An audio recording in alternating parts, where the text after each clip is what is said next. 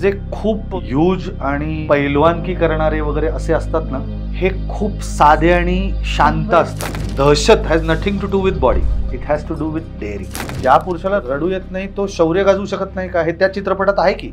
बाजी जेव्हा राजांना म्हणतात तुम्ही जा, तेव्हा डोळ्यातनं पाणी येत असतं की मी परत बघणार नाही माझ्या राजाला. सोशली गोष्टी जशा बदलत गेल्या मॅन आणि वुमन मध्ये, तसं पेरेंट्स आणि मुलांमध्ये पण बदलत गेल्या. बरोबर. ह्या गोष्टी घरात बोलणं की मला एक मुलगी आवडते, बाबा काय डेअरिंग, जी अवस्था माझी होती ती माझ्या मुलाची नसली पाहिजे. जो मुलगा आता मॅनहुड मध्ये प्रवेश करतो आहे, तो सकाळी उठल्यानंतर बेडरूम मधनं बाहेर नाही येऊ शकत.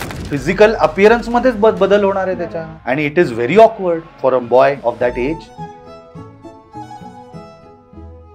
तुम्हाला एक्सपोजर लवकर मिळालं, तुम्हाला शिक्षण लवकर मिळालं, तुम्हाला इंटरनॅशनल ट्रॅव्हल मिळालं, ही आयुष्याची कल्पना असते, एक अल्टिमेट थॉट ऑफ वेकेशन, जे आत्ताच्या मुलांना अवघड नाहीये फार.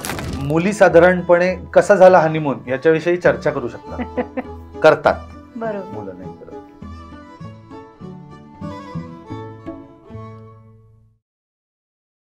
हा, तुम्ही काहीतरी बोलत होता. सो मी तेव्हा मी म्हटलं की जरी नॉन कम्पॅटेबिलिटी हे एक काय म्हणूयात ऑल इन्क्लुसिव्ह ग्राउंड जरी असलं, तरी प्रत्येक दोन व्यक्तींमधले, नवरा बायकोंमधले जे पॉइंट्स आहेत, भांडणाचे म्हण किंवा विसंवादाचे म्हण, ते वेगळे आहेत. जरी दोघांनी म्युच्युअली ठरवलं की मला तुझ्याकडनं काही नकोय, पण काहीतरी अपेक्षा असतेच ना दोघांची. नाही एकाची असते. काय तुला सांगतो, आय टेल यू व्हॉट, मी फार लहान वयापासून गाणं अभिनय हे करत असल्यामुळे, मी जेव्हा LLB करत होतो तेव्हा माझे एक बाई होते पेडणेकर म्हणून, त्यांनी आम्हाला हिंदू लॉ शिकवलं. तर ऑब्व्हियसली आपण सिनियर्स कडे जातो ना की आता माझ्याकडे LLB ची डिग्री, आता मी काय करू, कुठे जाऊ, कुठे प्रॅक्टिस करू, पुणे डिस्ट्रिक्ट कोर्टात करू का हायकोर्टला करू का सुप्रीम कोर्टला जाऊ, काय. तेव्हा त्या म्हणल्या, हे बघ तू आहेस कलाकार माणूस, कशातही प्रॅक्टिस कर, क्राईम आणि फॅमिली ह्याच्यात प्रॅक्टिस करू नकोस. कारण आणि ते ना, माझ्या एका खूप जवळच्या मित्राचा डिवोर्स, मी पहिल्यांदा आयुष्यात जेव्हा फॅमिली कोर्टात पाऊल टाकलं, तेव्हा ते फॅमिली कोर्ट होतं अलका टॉकीजच्या बाजूला, ते भारतीय विद्यापीठची बिल्डिंग आहे ना तिकडे. घाणेरडा वाईब आहे, म्हणजे होता. आता ते मेन बिल्डिंगला शिफ्ट झालं इकडे शिवाजीनगरला. पण तेव्हा मला म्हणजे लख प्रकाश पडला डोक्यात की का बाई असं म्हणाले असतील की तिथे दिवसभर तेच आहे ग. बरं ते का वाईट आहे, सी एखाद्याचा खून केला तर गोष्ट वेगळी असते, माझा तुझा काही संबंधच नाही, दोन दुश्मनी असलेली माणसं. इथे म्हणजे सख्खे भाऊ प्रॉपर्टीवरनं भांडतायत, नवरा बायकोची मारहाणीच्या केसेस, नवरा बायकोचे may be extra marital affair आणि त्यातनं संशय, मग त्यातनं डोमेस्टिक व्हायलन्स. डोमेस्टिक व्हायलन्स हा तर मेजर इश्यू आहे आणि तो ना कल्पनेपलीकडचा आहे. म्हणजे आता लेटेस्ट आपण जे काही सोशल मीडियावरती बघतो ते देशमुखचं प्रकरण वगैरे, ते नवरा बायकोंमध्ये सुद्धा इतक्या घाणेरड्या पद्धतीचं मी बघितलंय. एका बाईचे गुडघे बॅटनी फोडले होते नवऱ्याने. टाइप ऑफ क्रुएल्टी इज दिस. म्हणजे हे दुसऱ्याला रस्त्यावरती मारणं मी समजू शकतो, राग आला, अनावर झाला, अनोळखी माणूस आहे, मी मारला, ठोकला त्याला. बायको आहे तुझी. खरंच असं असतं. हा, exactly the point that I want to make, की असं हे असं असूच शकत नाही. असं जिथे वाटतं ना त्या गोष्टी ते घडतात. इम्पॉसिबल टू बिलीव्ह, इम्पॉसिबल, की अरे यार हे विचार पण नव्हते केले आपण. त्यामुळे मी तेव्हा स्मरला बाईंना म्हणलं धन्यवाद की तुम्ही मला करेक्ट सल्ला दिलात की काही कर बाबा, पण ह्याच्यात पडू नको. तुम्ही ते हिंदू काय म्हणालात, हिंदू कोर्ट किंवा हिंदू लॉ, म्हणजे we are governed by the Hindu law. Hindu काय फरक आहे म्हणजे असं? हा, हिंदू धर्म फॉलो करणाऱ्या प्रत्येकाला हिंदू लॉ फॉलो होतो, ज्याच्यात मॅरेज म्हणजे काय, मॅरेजचा उद्देश काय, डिवोर्स झाला तर काय. See, consummation of marriage is the basic objective of Hindu law. Consummation of marriage म्हणजे to have the next generation. त्याच्यावर नव्हतात ना, बायकोने हात लावायला, बायको हात लावू देत नाही, जवळ येऊ देत नाही, divorce. N number of situations आहेत, एन म्हणजे इमॅजिन करू शकत नाही तसे. आणि काही काही खूपच अशा सुपरफिशियल टर्म्स वाटतात, पण ते इतक्या इन्क्लुसिव्ह टर्म्स आहेत. मानसिक छळ करतो नवरा, म्हणजे काय करतो, कारण ते स्पेसिफाईड राहिला. काय शिळं अन्न खायला देतो, तुला टाकून जेवतो. आधी मानसिक छळची व्याख्या नाहीये, तेच सांगतो. हा, there are many such terms in law which are, ज्याला आम्ही अँबिग्युअस म्हणतो. ते अँबिग्युअस मुद्दामून ठेवलेल्या असतात. का तर तुम्हाला त्या शब्दबद्ध करता येत नाही. काही असू शकतं त्या, काही असू शकतं. मग तशी जर केस आली तर ती कुठल्या रकान्यात टाकायची, त्याच्यासाठी ते ऑल इन्क्लुझिव्ह किंवा अँबिग्युअस ठेवायची मुद्दामून. मग ते कोणावरती ठरतं, this is called the discretionary power of the जज, की तो त्या केसचे फॅक्ट्स बघून ठरवतो की हा ठीक आहे. म्हणजे हल्ली असं झालंय की माझे जे लॉयर मित्र आहेत त्यांनी सांगितलं की especially after the IT boom the divorces percentage went up. म्हणजे ते देवर मिंटिंग मनी, फॅमिली लॉयर्स. बापरे. आता तू जो प्रश्न विचारलास मला की काही अपेक्षा असते का, तर बायको म्हणून ती म्हणते की मी IT कंपनीत परसिस्टंट मध्ये, तू काय अजून कुठल्या तरी IBM मध्ये असशील, जसा तुला 2 लाख रुपये पगार आहे तसा मलाही 2 लाख रुपये पगार आहे. माझी वेगळी गाडी आहे, तुझी वेगळी गाडी आहे. आता नाही जमत आहे. सो आणि उलट पण झालं बरं का. म्हणजे असं असताना जेव्हा त्या बाईनी पैसे मागितले अॅलिमनी, तेव्हा कोर्टाने सांगितलं मिळतं तुम्हाला पैसे आहेत ना, कशाचे पैसे मागता. So for the first time then court started going against women also. पूर्वी कसं होतं नाही का, बिचारी बाई तिला नवऱ्याने काय त्रास दिला, मारलं वगैरे म्हणून द्या तिला पैसे जगण्यासाठी. आता ते राहिलेलं नाहीये. आता बायका पण तेवढ्याच कमवतात, गाड्या घेतात, फ्लॅट घेतात. मग कोर्ट वेळ नाही गेला, कोर्ट म्हणते यार तुम्ही कमवता यार पैसे, मग कसे पैसे मागता तुम्ही. ओके, सो कॉन्टेक्स्ट देऊया आपण लोकांना. आपण डिरेक्टली स्टार्ट झालोय कारण सो मगाशी मी आतमध्ये आम्ही जेव्हा बोलत होतो या सगळ्या आपल्या सेगमेंटबद्दल, तेव्हा मी त्यांना हे ब्रीफ देताना विचारलं होतं की असे ओव्हर एक्सपेक्टेशन्स काही मुलांकडनं असतात का, तर त्याचं ते उत्तर आत्ता त्यांनी आम्हाला दिलंय. सो आपण सुरू करूया. माझ्या सेगमेंटचं नाव आहे boys talk. Generally boys talk म्हणजे एक नेगेटिव्ह कनोटेशन आहे या सब्जेक्टला, की मुलं एकत्र आल्यावर डबल मिनिंग्स बोलतात का, पण त्याच्या पलीकडेही काही विश्व आहे ना मुलांचं, तर ते एक्सप्लोर करण्याचा थोडासा प्रयत्न माझा असेल या अख्ख्या सेगमेंटमध्ये, आणि आय होप तुम्ही एन्जॉय कराल. Let's definitely. I do follow the episodes आणि मला डॉक्टर मोहना कशांचा एपिसोड खूप आवडला. थँक्यू. खूप चांगले इनपुट्स त्यांनी दिले जे अदरवाईज त्यांच्याकडनं आले नसते. म्हणजे अदरवाईज वी आर फ्रेंड्स, आम्ही खूप गप्पा मारतो, पण जे पॉइंट्स इथे बसून त्यांनी जे मांडले those were really nice. Thank you so much sir. खूप चांगल्या पॉझिटिव्ह नोटवर ही सुरुवात झाली, असं माझं प्रेशर कमी झालं. सो तुम्ही म्हणत होतात की म्हणजे डिवोर्स बद्दल आपण बोललो, पण हा जो माझा प्रश्न होता की ओव्हर एक्सपेक्टेशन्स मुलांकडनं, तर बऱ्याचदा असं होतं की म्हणजे आणि अजिबात चुकीचं नाही आहे, पण पुरुषप्रधान संस्कृती असल्यामुळे किंवा पुरुष सत्ताक संस्कृती असल्यामुळे आपल्या भारतात बायकांच्या मुद्द्यांवरती चर्चा होताना दिसते किंवा ती समोर येते. पण मुलांच्या बाबतीत सुद्धा काही गोष्टी असू शकतात की ज्या ते पुढे आणताना कुठेतरी कचरतात किंवा समाजच त्यांना विचारत नाही. फॉर एक्झाम्पल म्हणजे असं की लग्नाच्या अपेक्षा खूप आहेत मुलींच्या. म्हणजे ती मुलगी सुद्धा फार काही 40,000 रुपयेच पगार कमवते, पण अपेक्षा मुलाकडनं काय की 1 लाख कमवावा. बरं, वय दोघांचं सेम आहे, इतर वेळी इक्वालिटी, पण मग इथे अशी इक्वालिटी का नाही दिसत. तर तुमचं म्हणणं काय याच्यावरती? मला असं वाटतं there are no set rules, it's a connect. त्या माणसाबरोबर जर तुमचा कनेक्ट असेल ना, तर तो माणूस तुमच्यासाठी काहीही करायला तयार होतो. म्हणजे माझं कायम एक असं म्हणणं आहे की एकूणच जगामध्ये काही लोक असतात हु आर गिव्हर्स आणि काही लोक असतात हु आर टेकर्स. काही लोकांना खूप देण्याची हे असते, दे आर ऑलवेज. कारण काय होतं की जो देणारा माणूस आहे ना, त्याने अपेक्षा करू देत न करू देत समोरचा माणूस त्याला घ्यायची सवय लागते आणि मग तो देणाऱ्या माणसाला गृहीत धरायला लागतो. है की नाही? तर हे जिथे नाही होत ना, तिथे तो विसंवाद येतो.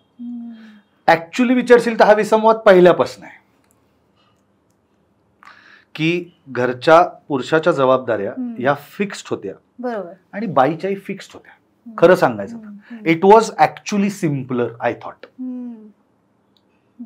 कारण पुरुषाने काय करायचं, घर चालवणं हे पुरुषाचं काम आहे. त्यांनी बाहेर पडावं. पु ल देशपांडेंच्या लिखाणात दिसतं बघते की त्यांनी बाहेर पडावं, पैसे कमवावेत, घर चालवावं. कितवीत मुलगा आहे कितवी तिसरे गधडे असं कुठले तर त्याच्या लेखात आहे बघ, तिसरीत बिगरी ते मॅट्रिक मध्ये की मुलगा कुठल्या येते ते हे पण नाही माहिती. सो ही सो एनग्रॉस्ड, कारण की ते प्रेशर आहे.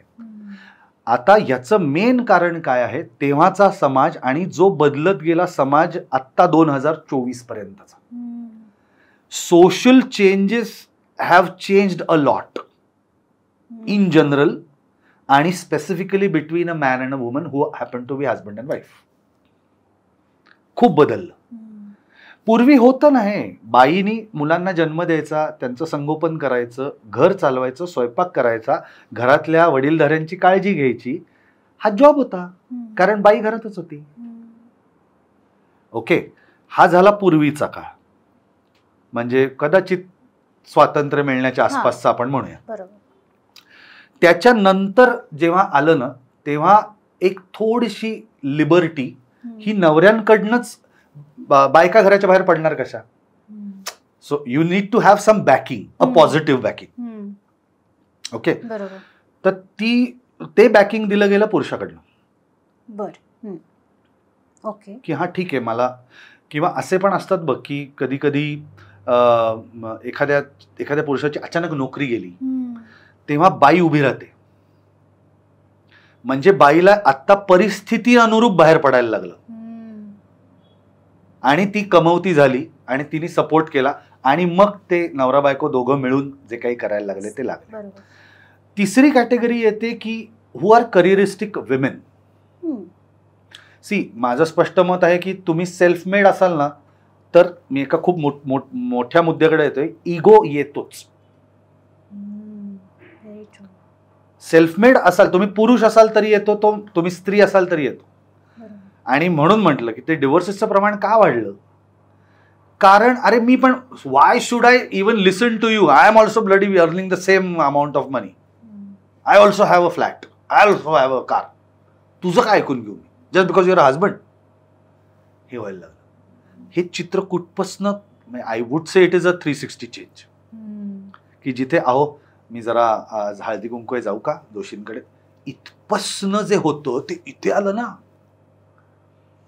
आता ह्याला मी म्हणलं तसं, these are only sociological changes which have happened. याच्यात दोष कोणाचाच नाही. आणि हे equality and all I feel are very fragile concept. कारण इक्वालिटी म्हणजे काय, कोणीतरी दुसरा माणूस तुला अनइक्वल समजतो म्हणून हा इक्वालिटीचा झगडा आहे ना. जेव्हा पुरुषच म्हणतो की चल तू माझ्याबरोबर ऑफिसात, तू जरा अकाउंटचं डिपार्टमेंट बघ, मी मॅन्युफॅक्चरिंग बघतो, मग म्हणजे तुला सपोर्टही मिळाला. पण जर प्रश्न पडतच नाही. एक्झॅक्टली. पण माझं असं मत आहे की if you are a careeristic woman, you should think twice before getting in to a relationship something like marriage. आणि म्हणून हल्ली खूप सारं असं चाललंय बघ की लग्न खरंच करायचं का, गरज आहे का, मग एकत्र राहून. कारण आपण म्हणतो की आता मॅरेज ही कन्सेप्ट आउटडेटेड होत चालली आहे, तरीही त्याचा एक इम्पॅक्ट हा सबकॉन्शियस लेवलला तुमच्यावर होत असतो की घरी बायको आहे किंवा घरी नवरा आहे, जो एकट्या माणसाला करायचं काहीच कारण नाही. ती बांधिलकी येते आणि ती कुठल्या स्वरूपाची आहे हे तुम्ही ठरवायचं. म्हणजे मला माझ्या नवऱ्यासाठी काहीतरी करायचंय, ही आहे की नको बाबा ते नाही केलं तर हा ओरडेल, ही आहे, ते तुम्ही ठरवा. पण हे सगळं जे घडलेलं आहे ते सोशल चेंजेसमुळे, सोशल स्ट्राटामधल्या चेंजेसमुळे घडलेलं आहे. आता मेड्स बद्दल आपण बोलायचं झालं तर कोण कमवतं त्या घरात?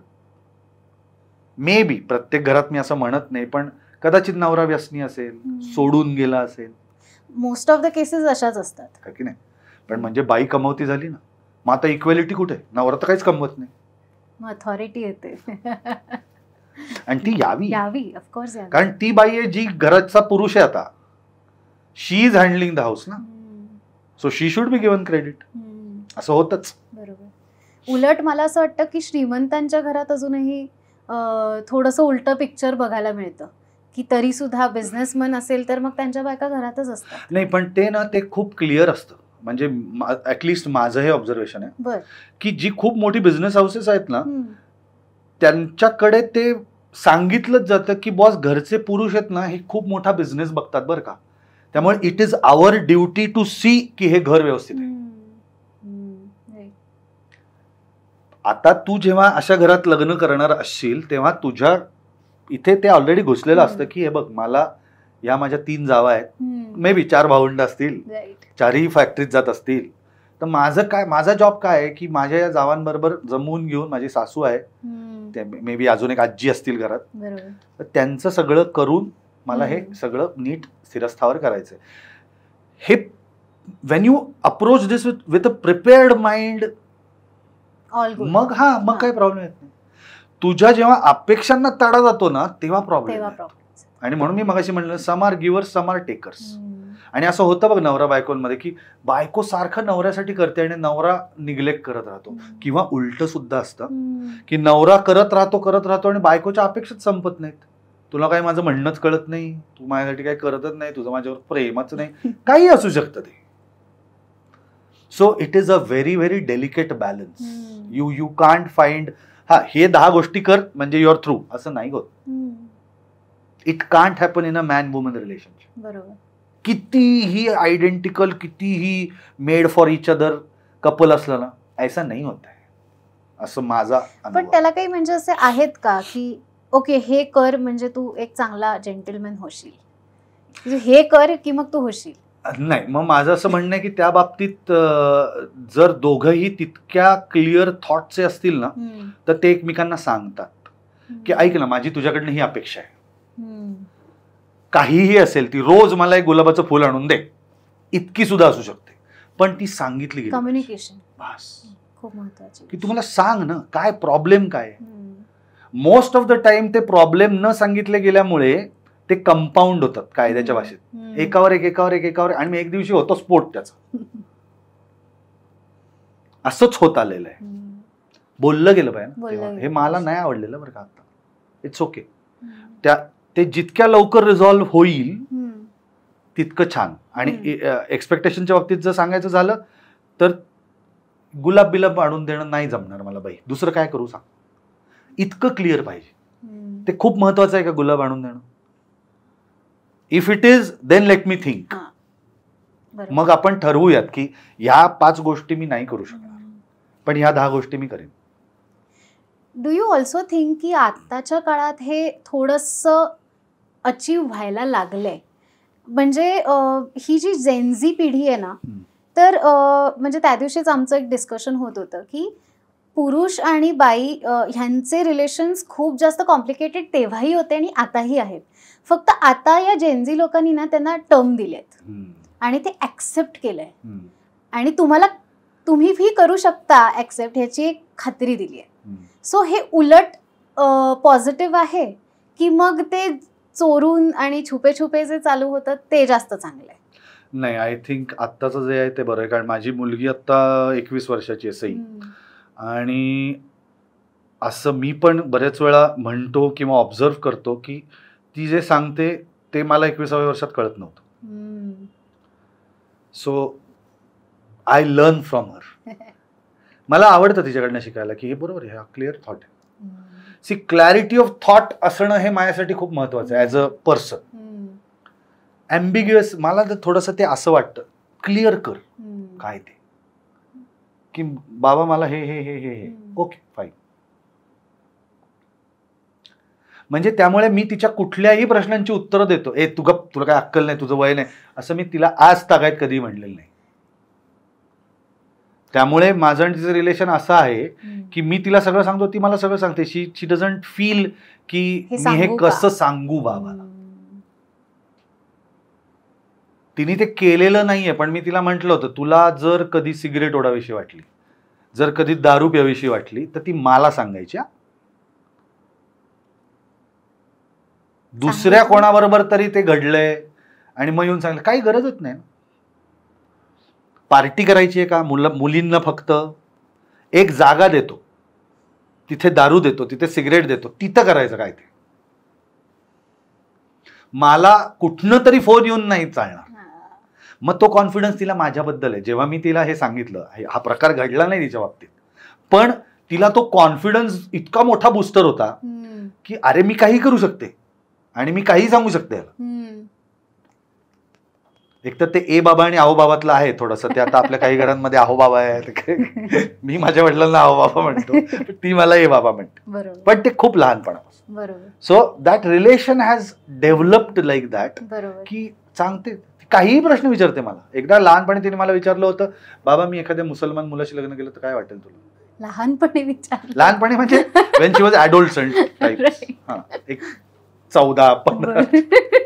म्हटलं एवढा जाती आणि धर्मवाद दिला तेवढं लहान वयात कळला की काय? कळलाच आहे, पण मी तुला तेच सांगतोय की 15व्या-16व्या वर्षी जे आम्हाला माहिती नव्हतं ते ह्या मुलांना माहिती आहे. आता यात चांगलं का वाईट हे प्रत्येकाने त्याच्याकडे कसा अप्रोच आहे त्याच्यावरती ते ठरणार ना. जर मी ट्रॅडिशनली जे चालत आलंय की तू गप्प व्हायचं, हे तू बोलायचं नाहीये, जे तुझं वय नाहीये, असं जर मी तिला म्हटलं तर I have to be wise enough to understand की मी जर हे तिला सांगितलं नाही किंवा मी हे जर डिस्कस केलं नाही. एक्झॅक्टली. आता सोशल काय आहे, सोशल मीडिया आहे, ओपन नेट आहे, आणि प्लस आजूबाजूची लोक आहेत, तिला कुठनं तरी कळणार आहे. आणि मग जर वडिलांच्या सपोर्टपेक्षा तिला बाहेरचा सपोर्ट जर जास्त महत्वाचा वाटला तो किस काम का है बाप. ते एक असतं ना की एखाद्या घरात असं खूप तणावाचं वातावरण असेल किंवा आई बाबा खूप स्ट्रिक्ट असतील तर ती मुलं आणखीनच कोडगी होतात.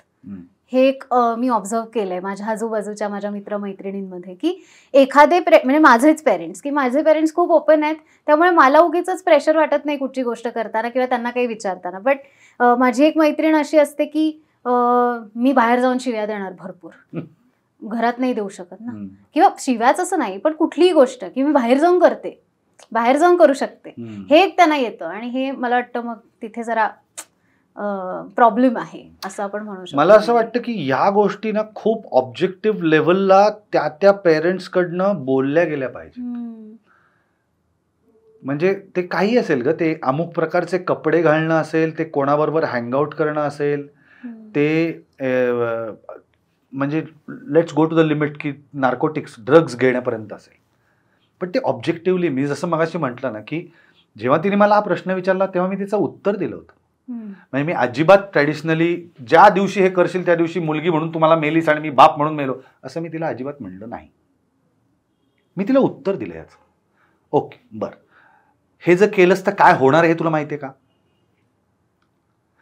नाही ना माहिती, मी सांगतो असं म्हणून मी तिला सगळ्या पॉइंट सांगितले. हे जर सगळं करायची तयारी असेल गो अहेड. पण बाप म्हणून कधी भीती पण वाटली असेल ना सगळ्याची, म्हणजे खूप नको त्या गोष्टींना एक्सपोजर मिळतंय. पण कधी कधी मला असं वाटतं की पेरेंट्सना सुद्धा आपलं मूल हे कुठल्या लेवलपर्यंत जाऊ शकतं याचा एक थोडासा अंदाज असावा की हा ठीक आहे हे नाही होगा इससे. म्हणून तर म्हणतो ना कधी कधी फिल्मी डायलॉग असतो ना, नाही माझा मुलगा खून करणं शक्यच नाही टाईप्स असतं ना, ते तसं आहे. ते एक्स्ट्रॉर्डिनरी सिच्युएशन्स येऊच शकतात की जिथे कदाचित आईवडिलांच्या विश्वासाला तडा जाऊ शकतो. पण जनरली यू विल ॲग्री की आईवडिलांना माहिती असतं की हे एवढ्यापर्यंत हे करेल किंवा हा करेल, याच्या पलीकडे नाही जात. बरोबर. तुमची कॉलेज लाईफ कशी होती? म्हणजे मला जेव्हा बाबा त्याच्या कॉलेज लाईफ बद्दल सांगत असतो की आम्ही असं करायचो, आम्ही पहिल्या मजल्यावरनं डायरेक्ट खाली उड्या बिड्या मारायचो, असं वगैरे काही तो मला आम्हाला खूप इंटरेस्ट वाटतो. म्हणजे मला तरी वाटतो पर्सनली, आय डोंट नो बाकीच्यांना वाटतो का, पण मला तुझं म्हणू की तुमचं म्हणू, अजय दादा म्हणते मी तुला. सो तुझं कॉलेज लाईफ कसं राहिलंय आणि तू असे एकदम असे वेगळे वेगळे थ्रिल्स केलेस का त्या वेळेला? कॉलेज लाईफमध्ये थ्रिल्स एज सच म्हणजे पूर्वीच्या काळी, म्हणजे आता खूप हसू येतं मला त्याचं की तासन तास कट्ट्यावर कसे बसू शकायचो आपण, पण ती एक फेज असते. आणि माझं असं स्पष्ट म्हणणं आहे की प्रत्येक वयात त्या गोष्टी कराव्यात. आता नाही वाटत मला कट्ट्यावर बसावं असं. मे बी माझं प्रोफेशनही असं आहे की I have to move around. पण त्या काळी कट्टा एसपीचा हा आमचा खूप फेमस होता. आधी तिकडे एक मुक्ता नावाचं हॉटेल होतं.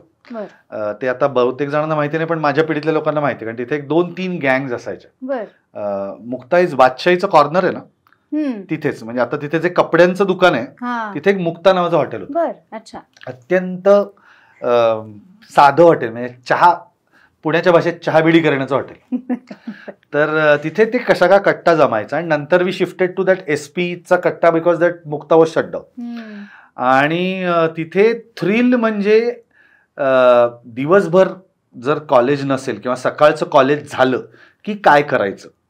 तर अचाटपणा म्हणजे खरं तर मी एक दिवस असंच, तेव्हा ना माझ्याकडे स्कूटर होती. These motorcycles wear not very common किंवा येत होत्या 2 स्ट्रोक गाड्या ज्या आता यामाहा RX 100 वगैरे ही त्या काळातली बाबा कसली भारी गाडी. किंवा होंडा स्लीक नावाची एक गाडी होती, hero Honda sleek. So it was a typical असं ज्याला गर्लफ्रेंड आहे त्याची बाईक, काय इसके पास स्लीक आहे वगैरे. तर त्या काळात माझ्याकडे माझ्या वडिलांची बजाज स्कूटर होती. तेव्हा मॉडेल्स खूप कमी होते घराघरात. जेव्हा कार्स आपण घेतो ना तर तेव्हा 2च ब्रँड्स होते बाजारात. एक होती प्रीमियर ऑटो लिमिटेड म्हणजे फियाट, आणि दुसरी होती अँबॅसेडर हिंदुस्थान मोटर्स. एवढ्या 2च गाड्या होत्या. क्रांती कुठे घडली ऑटोमोबाईल इंडस्ट्रीमध्ये वेन मारुती 800 केम. बाबा कसली गाडी आहे, आता बघत नाहीत त्या गाडीकडे किंवा ती ऍब्सोल्युटच झाली. आता देज नो मारुती 800. सो त्या काळात असं होतं की त्या स्कूटरवरनं असंच ऍट रॅन्डम काहीतरी ठरवायचं आणि महाबळेश्वरला गेलो होतो स्कूटरवर. म्हणजे आता माझा थरकाप होतो की स्कूटरवर आपण बँगलोर हायवेनी महाबळेश्वरला कसे काय गेलो आणि का गेलो. आणि मग तिथे काय नाही, महाबळेश्वर फिरून परत एका दिवसात संध्याकाळी घरी. सो कोणाचं कोणाला काही माहिती नाही, आपापल्या घरी. म्हणजे तीच तर गंमत ना, थ्रिल कशात सांगून गेल्यावर माझ्या काय. त्यामुळे न सांगता गेलेल्या गोष्टींमधला मला सगळ्यात हायलाईट वाटतो तो हा, की सकाळी निघून आपापलं ठरवून गाडीत जेवढे काही पॉकेटमनीतले पैसे आहेत तेवढ्याचं पेट्रोल टाकून. तेव्हा पेट्रोलच होतं, there was no diesel kind of. Diesel was only for trucks आणि डिझेल कार्स नव्हते आले तोपर्यंत. आणि महाबळेश्वरला जाणे वगैरे हाच एक तिथला बॉयचा होता. आणि दुसरं तेव्हाच्या काळातलं होतं म्हणजे मारामाऱ्या, ज्या आता फार नव्हत्या, आता नाहीच आहेत म्हणजे जवळजवळ. तुमची बॉडी वगैरे तशीच होती त्यावेळेला? I started working out little early. म्हणजे मी 12वी पासून आय स्टार्टेड वर्किंग आउट. पण साधारणपणे मला ते काय आमचा जो ग्रुप होता ना जिमचा, ते सगळ्यांना बघितलं की लोक नाही फारशी नादी लागली असं की कुठे हा नादी लागतं यांच्या, कारण सगळेच आडवे. त्यामुळे बरं मी तर तेव्हा खूपच म्हणजे सुरुवातीच्या काळातला होतो, पण माझ्यापेक्षा 1.5 पट मोठे लोक होते. आमचा एक मित्र होता पॉवर लिफ्टर, त्यांनी एका मुलाचं काहीतरी भांडाभांड, तो इतका senior power lifter, he use to rank amongst the first 5 power lifters in India. आणि ह्यूज म्हणजे काही त्याच्या आचाट शक्ती.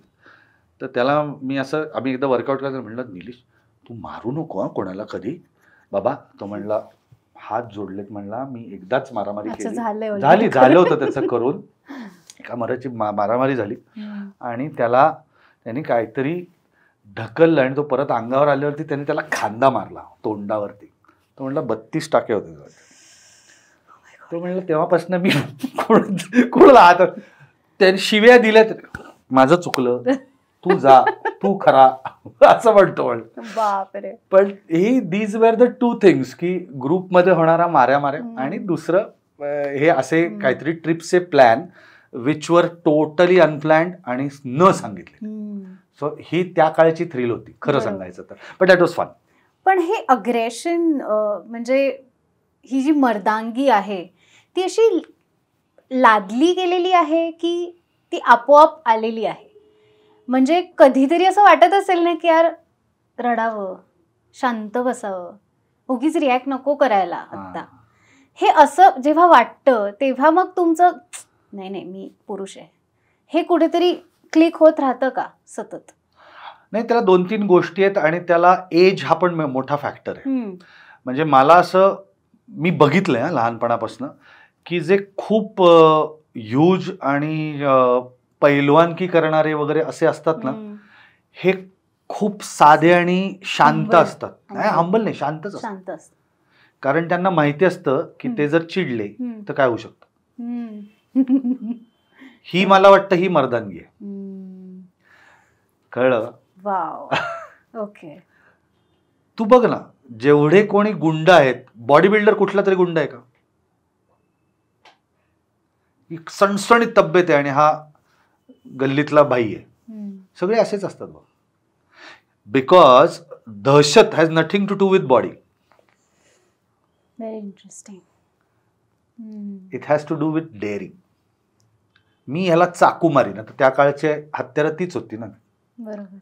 मी ह्याला चाकू मारीन, ही डेअरिंग लागते. याचा तुमचा बायसेप किती मोठा आहे याच्याची काही देणं नाही.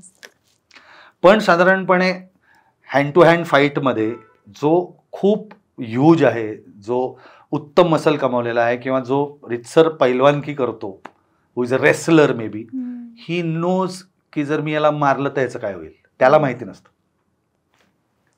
त्यामुळे तू बघते सगळे शांत असतात. बरोबर.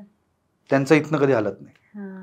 कारण की त्यांना हे नक्की माहिती असतं की मला एक जरी मारला तरी हा उठणार नाही. आणि त्यामुळे ऑब्व्हियसली प्रॉब्लेम त्याला नाही, मला आहे. कारण की गुन्हा माझ्याकडनं घडणार आहे, म्हणून गप्प असतात. आणि म्हणून म्हणतो की ही मर्दानगी आहे की मला काही दाखवायची गरज नाही बॉस. म्हणून तर मी म्हणलं ना मगाशी, आमच्या गँगकडे बघितल्यावरती साधारणपणेच लोक नको बाबा यांच्या नादी लागायला, असंच म्हणायचे.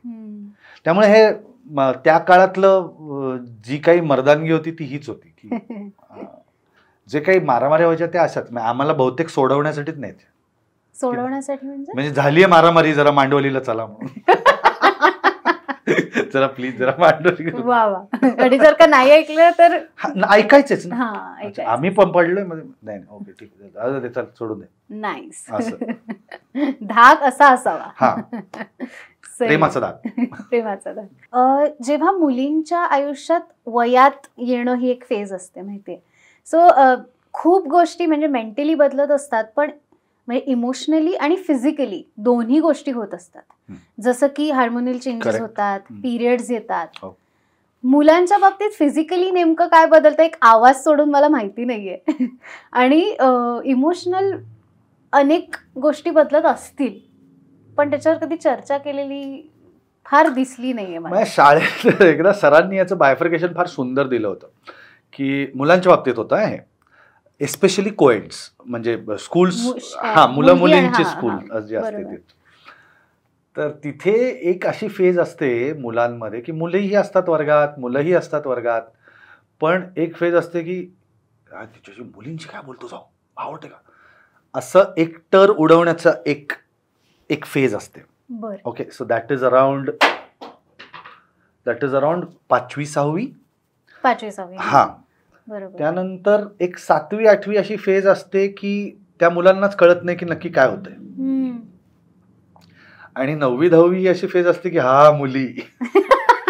कळलं का? So that is exactly that point की जिथे मुलांना म्हणजे मला ही छान वाटते, मला ही आवडते, पण नक्की म्हणजे काय होतं हेच कळत नाही. बरं, मी तुला म्हटलं असं की सोशली गोष्टी जशा बदलत गेल्या मॅन आणि वुमन मध्ये, तसं पेरेंट्स आणि मुलांमध्ये पण बदलत गेल्या. बरोबर आहे. आता मुलांना पेरेंट्स हे समजवायला लागत नाहीत because there is a ocean of knowledge. ते चांगलं वाईट, let's not get into it. Information not knowledge, information, that's the right word. तर तेव्हा ह्या गोष्टी घरात बोलणं की मला एक मुलगी आवडते, बाबा काय डेअरिंग घरात बोलशील. ओके, पण त्याची दुसरी बाजू आता मला कळते की जर मला मुलगा असेल ना तर मला हे सांगणं, हे सांगता आलं पाहिजे त्याला. म्हणजे जी अवस्था माझी होती ती माझ्या मुलाची नसली पाहिजे की आत्ता हे असं होणार आहे बरं का, ऐक, किंवा ही मुलगी आवडते ना तुला, good good. Not encouraging but also हे कसं घडलं, असं होऊच कसं शकतं, कारण की मग तुम्ही नेचरच्या अगेन्स्ट जाताय. म्हणूनच स्त्री पुरुष बनवले.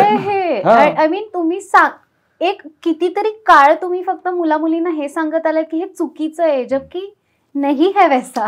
नॅचरल आहे ना. स्त्री आणि पुरुष बनवलेच त्याच्यासाठी आहेत ना. बरं, ज्या मुलाला सांगतो हे असं नाही करायचं, त्याचं त्यावेळेसचं कारण असं होतं की there is a specific age. मग तुझं लग्न झाल्यावरती काय, अरे नाही, लग्न ही फार लांबची गोष्ट आहे बाबा, त्याच्या आधी काही गोष्टी घडतात, शारीरिक, मानसिक आणि हे त्या मुलाला कळलं पाहिजे. पण ते कोण सांगणार? मुलाला. मुलीला सांगायला आई आहे ना. मुलींचे स्पेसिफिक सेशन्स शाळेतही घेतले जातात. बरोबर. मुलांचं काय करणार? For example 13th or 14th year, जो मुलगा आता मॅनहुड मध्ये प्रवेश करतो आहे, तो सकाळी उठल्यानंतर बेडरूम मधनं बाहेर नाही येऊ शकत. का? त्याला लाज वाटते, because he is having an erection. पण त्याला कळत नाही की काय करू याचं मी. सगळ्यात घाणेरडी सिच्युएशन असते ती. बरं, सांगायला कोणीच नाही. बरं, सांगितलं तर म्हणजे उलटच होणार आहे. मग काहीतरी प्रॉब्लेम आहे ना बॉस. मग काहीतरी बोलायला पाहिजे ना. बरोबर. म्हणजे मला तर आवडेल की प्रत्येक बाप ज्यांना ज्यांना मुलगा आहे त्यांनी बसवावं त्याला, की म्हणजे असं होत असेल की तो मुलगा नाही येते बेडरूमच्या बाहेर, का रे बाबा तू उठून 20 मिनिटं झाली, तू बाहेर का नाही येतेस? कारण की he doesn't want to come in that way outside. How can he? त्याचं दिसणार आहे ना, फिजिकल अपिअरन्स मध्येच बदल होणार आहे त्याच्या. झालाय, तो दिसतोय.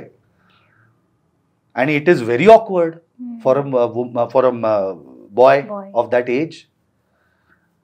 तर त्याच्यावरती प्रत्येक वडिलांनी, ही जबाबदारी वडिलांची आहे की त्यांनी बसावं त्याच्यासमोर, त्याला बसवावं, त्याला कुठेतरी बाहेर घेऊन जा आणि सांग की हे असं होणार आहे. This is life, this is what a man is. पण हे असं असं तुला करावं असं वाटेल तर this is not the age. पण हे याच्यानंतर जे काही घडत जाणार आहेत phases, good that your normal. पहिलं तर बापाने स्वतःच एक कॉंग्रॅच्युलेट करून घ्यावं स्वतःला की माय बॉय इज नॉर्मल.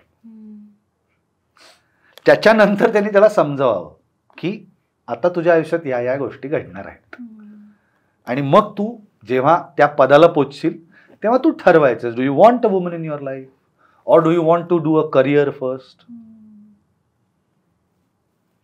पण हे इतक्या फॉर्मली प्रत्येक वडिलांनी सांगावं असं मला वाटतं.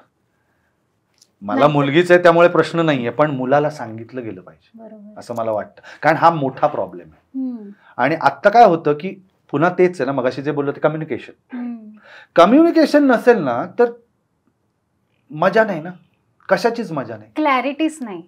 आणि जिथे क्लॅरिटी नाही तिथे फिशीनेस येतो, नॉट इव्हन सस्पेन्स. मला वाटतं त्यांनी सगळ्यात बेकार काय होतं तर तुमचे रिलेशन्स हॅम्पर होतात. जेव्हा वडील कॉन्फिडन्स मध्ये मुलाला घेतात आणि सांगतात की हे असं असं आहे, दिस इज नॉर्मल, उसका लोड मत ले, ये होने वाला है. जे मी तुला सांगितलं की मी जे सईला सांगितलं त्यांनी मी बघितलं ना की तिचा कॉन्फिडन्स काय लेवलचा आहे,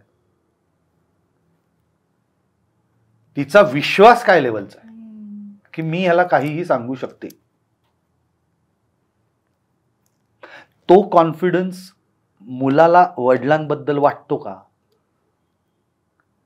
आत्ताच मला माहिती नाही. मी म्हटलं तसं की आत्ताची मुलं कसा विचार करतात हे मला माहिती नाही. पण आय थिंक नाही चेंज झालंय हे अजूनही. म्हणजे आपण हे म्हणतो की खूप गोष्टी वेगळ्या पद्धतीने बदलल्या आहेत, त्यांना एक्सपोजर मिळणं बदललंय कारण ते खूप मिळायला लागलंय. पण हे जे नातं आहे ना ते नाही बदललंय समहाव. कुठेतरी ऑकवर्डनेस, कुठेतरी हे टाळूया आपण. किसिंग सीन आला टीव्हीवरती तरी सुद्धा आपण ऑकवर्ड होतो घरातले. हे काहीतरी आण रे, तिकडे जाऊन काहीतरी घेऊन ये रे, टाळलं जातं. हा, सो आपण ते निग्लेक्ट करतो. पण त्याचे रेपरकेशन्स काय होत आहेत मे बी आपण जास्त आधी समजून घ्यायला पाहिजेत. हा एक त्याच्यामध्ये मला असं वाटतं की प्रत्येक वडिलांनी याची वर्स्ट पॉसिबल सिनारिओ काय असू शकतो याचाही विचार करावा. एक्झॅक्टली. जर मी ह्याला हे सांगितलं नाही तर तो कुठे जाईल, आणि तो जिथे जाईल तो ऑथेंटिक सोर्स आहे का? तो जिथे जाईल त्याच्या गरजेचा गैरफायदा घेतला जाईल का? आणि तो गैरफायदा घेतल्यामुळे माझ्या मुलाचं आयुष्य बर्बाद होईल का? त्याला व्यसनं लागतील का? नको ती. याचा विचार केला पाहिजे ना. ज्याला आपण रेझिंग द किड्स म्हणतो ते इतकं सोपं नाही की बाबा मी तुझ्या कॉलेजची फी भरली, मी तुझं काय गाडी घेऊन दिली, मी बाईक घेऊन दिली, मी तुझ्या जिमची फी भर. त्याच्या पहिले हे खूप कॉमन थिंग्स. बरोबर. ऑल्सो त्या काळात जेव्हा, म्हणजे आता त्या काळात म्हणण्यापेक्षा जेव्हा एक्सपोजर नव्हतं तेव्हा हे सगळं बंद, काय म्हणतात त्याला, दाराआडून गोष्टी किंवा ह्या सगळ्या जस्टिफाईड होत्या. आता खूप जास्त पॉसिबिलिटी वाढली आहे की ते त्याला बाहेरून करणार आहे. सो तुम्ही तोच ट्रेडिशनल अप्रोच नाही ठेवू शकत आत्ताच्या काळात. हा एक सगळ्यात इम्पॉर्टंट गोष्ट वाटते मला. म्हणून तर म्हटलं ना की जे आधी घडत होतं की मान मोडून नवरा काम करायचा, आयुष्यभर घर चालवायचा, बहुतांश वेळा असं असायचं की एकच पुरुष अख्खं कुटुंब चालवायचं. ही मोठी टास्क आहे, हरक्युलियन टास्क आहे. त्यामुळे पुरुषाला ते 100पैकी 100 आहेच आहेत त्याबद्दल. Same at the same time बायकांनाही 100पैकी 100, कारण की त्या पूर्ण घर चालवायच्या, जेवढे पैसे येतील तेवढ्यात. कारण एक्स्ट्रा मागूच शकत नाही. आज बायको म्हणू शकते नाही नाही मला युरोप ट्रिप हवी आहे, तू बघ काय करत, असं म्हटलं तर आत्ताचा काळ आहे ना. बरोबर. पण तेव्हा बाईचं क्रेडिट काय होतं की जेवढे पैसे घरात येतील त्यातनं ती बाई सगळं करायची. बरसण वार, डोहाळे जेवण, हळदी कुंकू, कोणाचं आजारी पडणं असेल, बरोबर, गोडधोड असेल घरातलं, सगळं कसं मॅनेज व्हायचं. सो किती मोठी कर्तबगारी असेल बायकांची. ऍब्सोल्युटली. सो जेव्हा ते होतं तेव्हाच्याबद्दल मला बोलायचंच नाही, कारण की तेव्हा कम्युनिकेशन वॉज लिमिटेड आणि थिंग्स यूज टू हॅपन. गोष्टी घडायच्या, लग्न व्हायचं, मुलं व्हायची. आता आपण इथे बसून खुर्चीत बोलू शकतोय. माझ्या मावशीचं वाक्य आठवलं, अगं आम्ही एवढा विचार केलाच नव्हता, केला असता तर झालंच नसतं. ती एवढी पोटतिडकीने सांगते. So this is very true. आणि मला नेहमी काउंटर त्यावर असं असतं की तुम्ही केला नाही, तुमची चूक आहे, ती आमच्या माथी मारू नका. हा, केला नाही म्हणजे त्यावेळेस त्यांना तो चॉईसच नव्हता. चॉईस नव्हता. एक्झॅक्टली. त्या काळात लव्ह मॅरेज केलेल्या लोकांचं बघ की काय होतं. म्हणजे माझा आजोळ आहे, I will not obviously name that person, पण त्या काळात ही हॅड 2 वाईव्स. हो, ही हॅड 2 वाईव्स आणि दोघ्याही नांत्या आहेत अजूनही या घडीला. आता गॉड फॉरबिड कोणी जर त्यातलं एक्सपायर झालं असं मला माहिती नाही, पण त्यांना हा नाही, त्यांना मुलं आहे दोघींनाही, आणि एकाच बिल्डिंग मध्ये एक 3rd फ्लोअरला राहते, एक ग्राउंड फ्लोअरला राहते. सो हे किती क्रांतिकारी आहे त्या काळात. हा, बरं तेव्हा काय लॉ वेगळा होता? नाही. आपल्याकडे दुसरं मॅरेज इलिगलच आहे unless and until you divorce the first wife. अजूनही तोच नियम आहे. बरोबर. झालं. एक्सेप्शनल केसेस आहेत, आमच्या कायद्यात म्हणतात ना, एक्सेप्शन प्रूव्हज द रूल.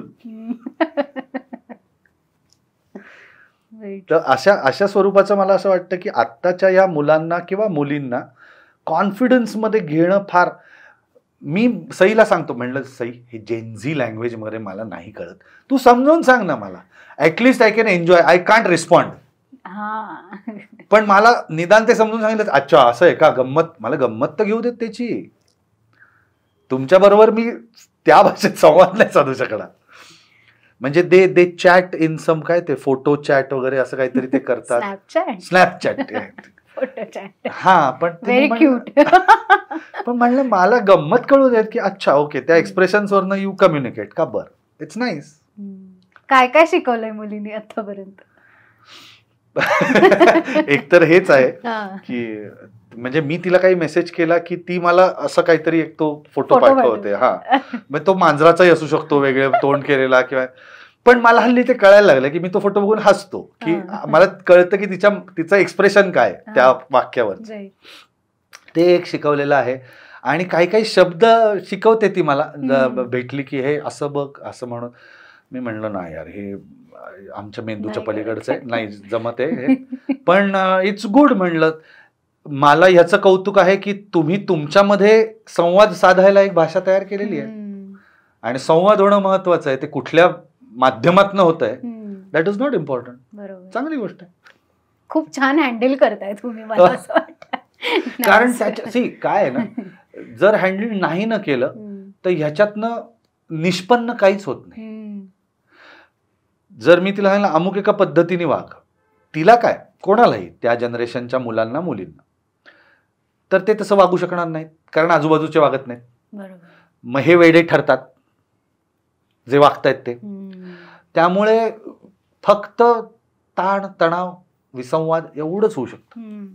कशाला, त्यापेक्षा इट्स बेटर की आपण त्यांच्या बाजूनी आणि त्यांच्या बरोबरीने राहण्याचा प्रयत्न करावा. That is the best thing. Nice. तुम्ही जसं म्हटलं की तेव्हा झालं किंवा तेव्हा झाल्या गोष्टी, पण त्या लोकांचा अप्रोच बघता आत्ता ते जास्त निभावण्याच्या मागे असतात. म्हणजे ते खरंच एन्जॉय करत असतात का तर आय डोंट नो, पण ते निभवत नक्की असतात. बरोबर आहे, कारण म्हणजे वडील म्हणून हे माझं कर्तव्य आहे की माझ्या मुलीचं सुस्थळी ती पडावी, हे मला निभवायचं आहे वडील म्हणून. शब्द बरोबर वापरला असतो, निभावणं आहे. पण आता ते निभावणं नसतं, कारण की आताची जनरेशनच स्वतःचे निर्णय स्वतः घ्यायला मोकळी आहे. बरोबर. बरं, आता काय झालंय, थोडंसं आपण त्याला ग्लोबलायझेशन म्हणूया, की आज मी माझ्या भावाशी जो US मध्ये बसलाय त्याच्याशी मी खटकन एका फोनवरती बोलू शकतो की नाही, व्हिडिओ कॉलवर. बरोबर. सो जग जवळ आलं की जिथे मला त्याच्या खिडकीतनं तो मला पडणारा स्नो दाखवू शकतो, जे ह्याच्या आधी नव्हतं. तर मला असं वाटतं की ह्या मुला मुलींना एक्सपोजर इतकं मोठं आहे की ग्लोबल कन्सेप्ट, फॉर एक्झाम्पल की एखादी मुलगी पिझ्झा हटमध्ये काम करते आणि उरलेल्या वेळात शिकते, हे त्यांना अवेलेबल झालंय. हे आधी नव्हतं. बरोबर आहे. की वडिलांची जबाबदारी होती की त्याला एक शिकवणं, आणि मग तो शिक्षण झालं की त्यांनी एक नोकरी पकडायची. बरोबर. म्हणजे he becomes eligible to get married, आणि मग त्याचं आयुष्य. तसं आता नाही राहिलेलं. आता मुला मुलींकडे ती ताकद आहे की हा ठीक आहे ना. म्हणजे मी म्हणलं ना तुला मगाशी की एक दुसरा पॉडकास्ट करत होतो ना, हार्डली 20, 22, 25 वर्षाची मुलं आहेत जी तिथे बसून काय म्हणतात डिजिटल मार्केटिंग टीम मध्ये काम करतात, विच इज क्रेडिटेबल. खरंच नव्हतं माहिती. म्हणजे मी अत्यंत इमानदारीत सांगतो की मला 16व्या वर्षी 21व्या वर्षी आपण आयुष्यात काय करणार आहोत, काही घडणारे आयुष्यात का भीक मागणार आहोत, हे खरंच माहिती नव्हतं. पण आज ती परिस्थिती नाहीये आणि मला त्याचं कौतुक वाटतं.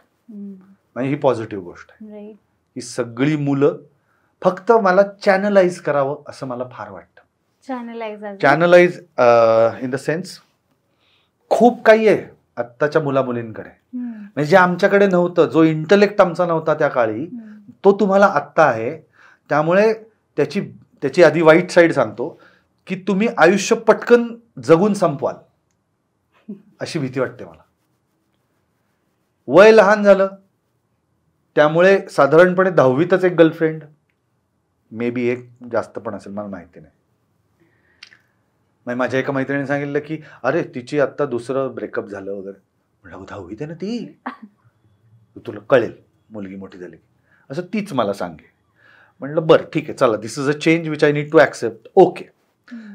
पण मला असं वाटलं की यार हे थोडं लवकर घडतंय का. मग ती मज्जा कधी येणार, एक्सप्लोरिंग द रिलेशन कधी येणार. मग by the time you reach 40 तुम्ही जगून संपवलेलं असणार आहे सगळं. मग काय करणार. ही एक त्याची म्हणजे वाईट बाजू मला वाटते की तुम्ही सगळ्या गोष्टी पटपट पटपट संपवून टाकणार. कारण तुम्हाला एक्सपोजर लवकर मिळालं, तुम्हाला शिक्षण लवकर मिळालं, तुम्हाला चांगल्या पगाराची नोकरी लवकर मिळाली, तुम्हाला इंटरनॅशनल ट्रॅव्हल मिळालं, तुम्हाला टुरिझम मिळालं, तुम्हाला पार्टनरही लवकर मिळाला, झालं ना. पूर्वीच्या काळी लोकांचं होतं बघ, माझी तमन्ना आहे एकदा युरोप टूर करायची. ही आयुष्याची कल्पना असते, एक अल्टिमेट थॉट ऑफ व्हेकेशन, जे आत्ताच्या मुलांना अवघड नाहीये फार. ते करून आले. ते करून आलेले असतात. त्यांना तेवढ्या ताकदीच्या पगाराची नोकरी मिळते की त्या आर्थिक बळावरती सुद्धा ते स्वतः जाऊ शकतात. आजकाल because of globalisation again there is something called as backpackers who go and roam around the world. आम्हाला नव्हतं माहिती. तर ही एका साईडला जर उपलब्धी असेल तर ते जो मिला है वो थोड़ा सा खर्चा करते वक्त थोडा सोचो, असं मला वाटतं. तुमच्याकडे खूप आहे आत्ता, खूपच आहे. तुम्हाला समज पण खूप आहे, ग्रास्पिंग ज्याला म्हणतात, एकूण सगळ्याच हे खूप आहे. पण खर्च करू नका ते पटापटा, हळूहळू करा. तर तुम्ही 70-80 पर्यंत यू विल नाही तर खरंच प्रश्न पडेल ना तुम्हाला 40व्या वर्षानंतर मी काय करू. एक अप्रोच तर मी असा ऐकलाय की 40 पर्यंतच जगायचंय ना, नंतर जगायचंय कुठे. हा म्हणजे ही सुद्धा ही एक निगेटिव्हिटी आहे ना. हा, ही निगेटिव्हिटी म्हणजे आता एक त्याचा एक ऑपोजिट हे काय की लाईफ बिगिन्स ॲट 40 असं पण एक वाक्य आहे. राईट. आणि प्रत्येकाच्या इथे लोक म्हणतात की 40 is the max that we will live. Yes, lifestyle बदलते. सो जगात प्रत्येक गोष्टीचे ऍडव्हान्टेजेस असतात, डिसएडव्हान्टेजेस असतात. बरोबर. प्रत्येक गोष्टीचे. तर तसे ते बॅलन्स कुठे करता येतील तेवढं बघायचं. आणि हा अत्यंत सब्जेक्टिव्ह, व्यक्तिसापेक्ष गोष्ट आहे. बरोबर. की तू जे करशील तेच दुसरीने केलं पाहिजे असं काही नाही. पण हा प्रश्न स्वतः हे चालू ठेवायचं की हे मी करतोय ते बरोबर आहे का नाही. मला असं वाटतं आणि हे सुद्धा व्यक्तिसापेक्ष आहे की कोणाला किती एक्सपोजर मिळतंय. म्हणजे काही जण अजूनही आम्हाला असं वाटतं, आमच्या पिढीमधली अशी आहेत की जे असेच चालू आहेत, त्यांना आम्ही ओल्ड स्कूल म्हणतो, की जे त्यांच्या पेसनीच त्यांचं लाईफ चाललंय. त्यांना अजिबात पडलेली नाही की माझ्या बरोबरची मंडळी काय करतायत काय, ते त्यांचं काय चालू आहे.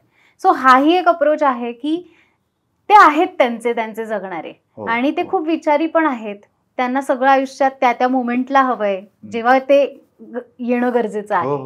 सो हाही एक मुद्दा वाटतोय मला की आत्ताच्या पिढीमध्ये असण्यापेक्षा वय म्हणण्यापेक्षा इट इज मोर की ते कशाला एक्सपोज झालेत.